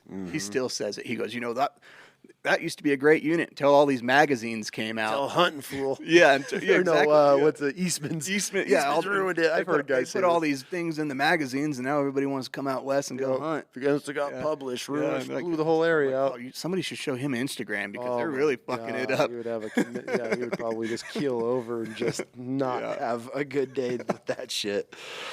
Dude, I appreciate you coming on, man. Yeah, dude. I know this storyline really didn't go anywhere, but it was fun. No, that's the whole point of this. That's what Chris and we say this every single time, man. It's like what I really like about this podcast and what we're doing is just a conversation. Yeah. There's no like directed, at least now where we're at in the stages of it and the infancy. I mean, we're still figuring shit out ourselves.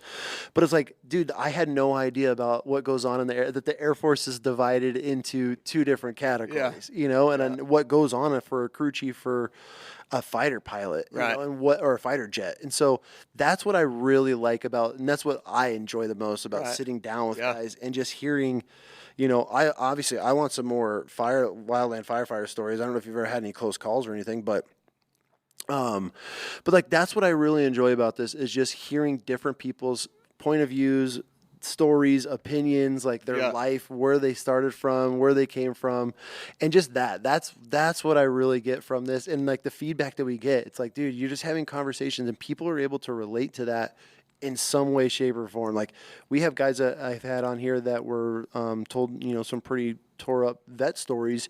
And we've had civilians, like I've had guys email and DM me like, dude, I've never served, but I've never been able to relate and to be able to think that I can relate to what veterans have gone through, but like blue collar guys that are in trenches with dudes. I had a guy message me and he's like, dude, we had a trench collapse and I lost 3 of my best friends in a trench. Yeah. And he's like, but well, listening to this guy and what he's gone through, he's like, I felt the exact same way, but I'm not a veteran. Right. So like, that's what's cool about it. And so like everybody, we have this joke now, like we literally every single person that walks through this door is like, man, I don't think I'm cool enough. And it's like, That's the point of this. Yeah. It's just everyday people with extraordinary stories, things that they've done, things they've accomplished. Like that. That's what I enjoy about doing this podcast and sitting down with whoever and anybody. Yeah, that's cool, man. Well, I appreciate you reaching out. Anytime I'll come on and bullshit for Dude, an hour or so. absolutely. I would love to have you. And so we got to do some fishing. We'll definitely do some fishing. We do. That's kind of your thing, isn't it? Yeah, I would love fly fishing. Yeah. Let's get into fly fishing real quick then before we wrap it up. Definitely. We don't have to give any spots. Yeah. Fly fishing is a very... Dude, it's fucking yuppie. Yeah. I'll say that. I'll just be a little vulgar about it, man. They're stuck up. It's a weird... Yeah. It's a weird demographic of sportsmen. Why? Man, I don't know. Like, I always wanted to fly fish growing up. Mm-hmm. And my dad was always like, no, you're not fly fishing. I know fly fishers. You're not one of them. I'm not one of them. We will not do that. And there's like this big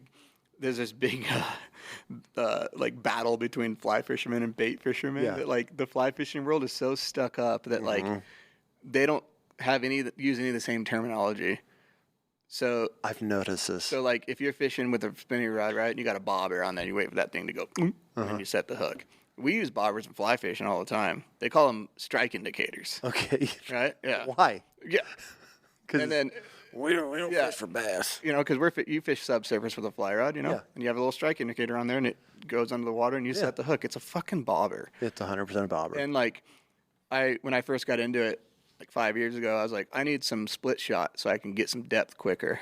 So I go to the fly shop, and I was like, hey, you guys got split shot here? Like, we don't sell split shot. We have depth assisters, lead free. No. Like, whatever, dude. It's a split shot. Give me a pack of them. Lead free. Yeah. but yeah, it is. But, you know, more and more people like myself are like getting into fly fishing. Like, you know, it's like the archery. It's like the archery of fishing. And it's awesome, and I really enjoy it. But like, I hate the community. Not the community, but like the stigma that comes with it. The stigma that comes with it. Like, but it's a great way to catch a fish, and it's a riot. It's fun, and it's a great fight. And we can get out on the river, and we can do some fly fishing, and we can do a podcast episode and drink beers by the river. Do you tie your own flies? No, I don't have the steady hands or the technology to pull off a procedure like that. Yeah, I got some buddies that do. Yeah, I have a good buddy that does as well, and I use his flies. Yeah, that's my biggest thing. Is I don't even know where to start with it. I think what I love about the fly fishing community is everybody is so like, they're so sensitive. You don't take it out of the water, and then you have some motherfucker in a plane that's like, and just dumps a belly full of planes as they're flying over some lake at 10,000 feet. 6-inch trout, just falling hundreds of feet through the air into this lake, and they're like, yeah, whatever makes it. Yeah, I mean, I definitely like, you know, I like to take the fish out of the water and take a picture just like everybody else. And like, I don't throw it back into the river, but I know. Let it back in. But yeah, there's some people like won't even take it out of the net. Exactly. Yeah. And my buddy was telling me a story. He was scouting one summer, and he was like, dude, I'm in the middle of nowhere. I had a client that drew this like amazing sheep tag, and he's like, I'm living in this lake. Like, there's not even like campsites around this lake. And he's like, all of a sudden this plane comes in and it's like buzzing, and it's getting lower every time. He's like, I'm watching it, and all of a sudden it just dumps these fish. And he goes, this dude dumped like 50, 60% of the fish ended up in the woods. Like, he's like, they were strung. There's trout strung 100 yards through the woods. Yeah. He's like, dude, I went through and picked up all the giant ones. And he's like, I skinned them things out. He's like, I ate trout for like 3 days. He's like, I smoked it. Yeah. He's like, it's hilarious because he's like, here with our state, all our state dollars are going into like replanting these endangered species and feeding the bears. Exactly. This plane just dumps half of it. But yeah, dude, I love fly fishing. I don't like the stigma that come with it. Like, a lot of fly fishers are gear snobs, and this is going to be a debate. Oh, okay. You know, they're riding around in like their Toyota Tacomas with their rod holders on the top all year long. And like, people just kind of like, I have some buddies that are like, look, they know what they're doing. Probably not.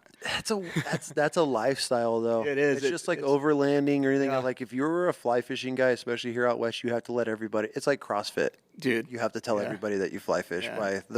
I love the dudes that have the rod holder on the front, like on the nose, like on the bow. I'd say the bow, but the nose of the truck. Yeah, it holds it. It comes up over the. They're great tools. I have them when I fish. I put them on and then put the rod on and then I fish and then I break everything down and put it all back into the pickup and then goes away. And I go home.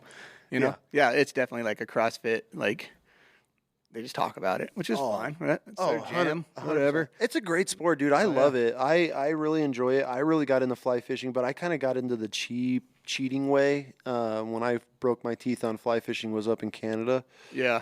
For northerns, I mean, yeah. and it's just like every freaking cast you were just ripping in a giant northern. So that's what got me hooked. Yeah. Like, so like I have like a fishing bucket list, but I have a fly fishing bucket list. Like there's certain fish I want to catch. You got to start chasing Idaho steelhead on a fly rod. I caught well, it wasn't on a fly rod, but I caught a pretty nice. I think it was like 32-inch steelhead. Yeah. And after I want to say like 18 hours of flipping my fucking and losing probably 100 setups, I felt bad for my buddy. I didn't realize when it went into steelhead fishing. He's been asking me for years to go, and I'm one of those like opportunistic fishermen. Like I'll just go if the time's right, if there's beer involved, or if it's like, hey, we're gonna catch a lot of fish. I'm in. Right. So he's like, dude, when the steelhead are running, it's the greatest thing. And for years, this guy's been bugging me, and finally, I think I got my vasectomy done, and I was like cooped up for a couple of weeks on it, and he hit me at like the most vulnerable moment. Yeah. Where I was like, all right, I'll try it. Yeah. And he's like, okay, we're gonna camp out, and I was like, oh god.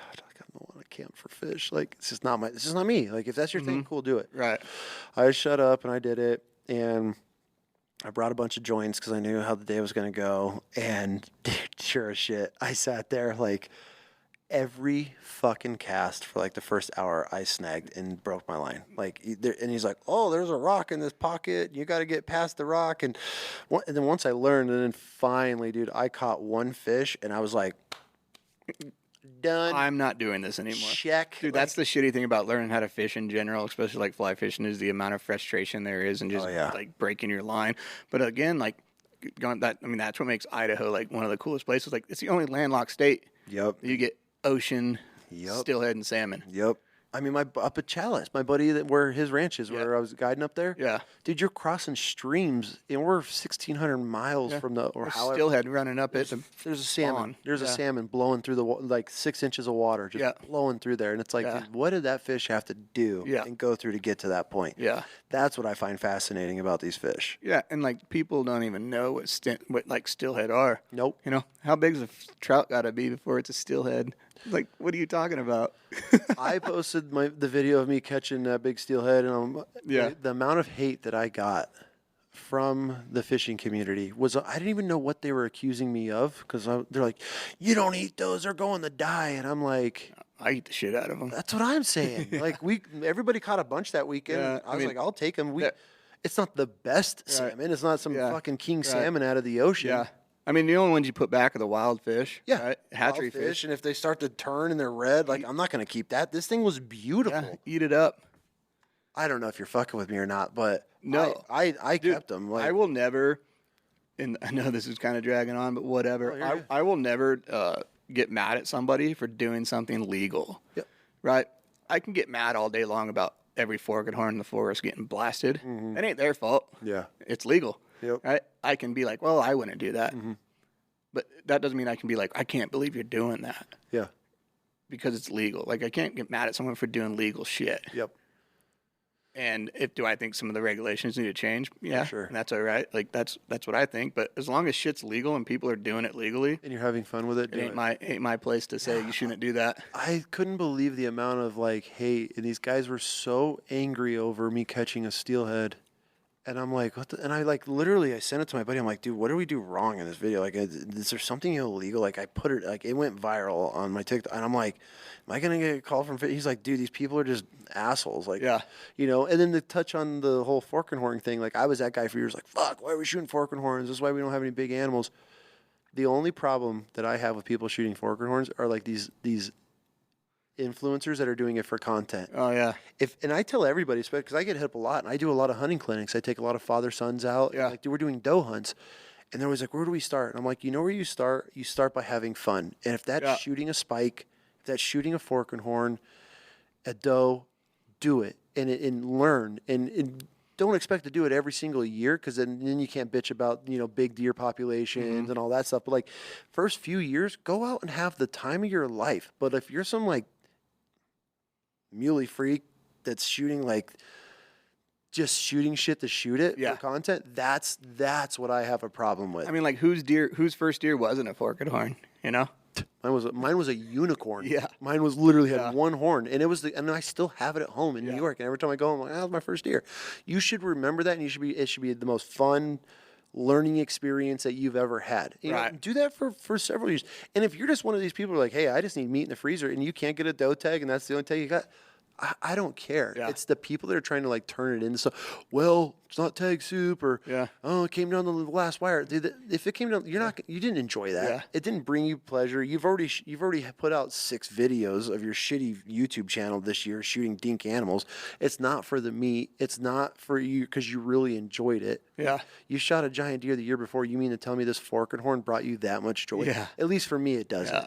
And so that's where with like my kids, like where we're always at, it's like, okay, let's shoot equal or above of what we did the previous year. Yeah. And that helps. And it's like, as a kid, and my kids get excited over something, I don't give a fuck. Yeah. Hammer down on it, especially kids. I do not care what it is, as long as obviously you're legal or not. I could give a shit. If you're getting a kid hooked on hunting because he's filling a tag or something, fucking do it. I'm all for it.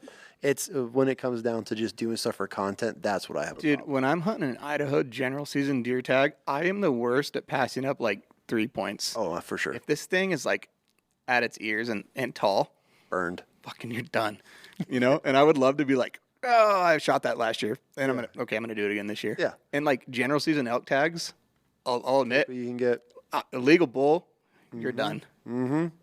But like at the same time, like dude, I have a freezer full of meat, and it's like, Yeah. cool. That to me, like, I'm at the point now where it's like, we don't even have any tags for this year.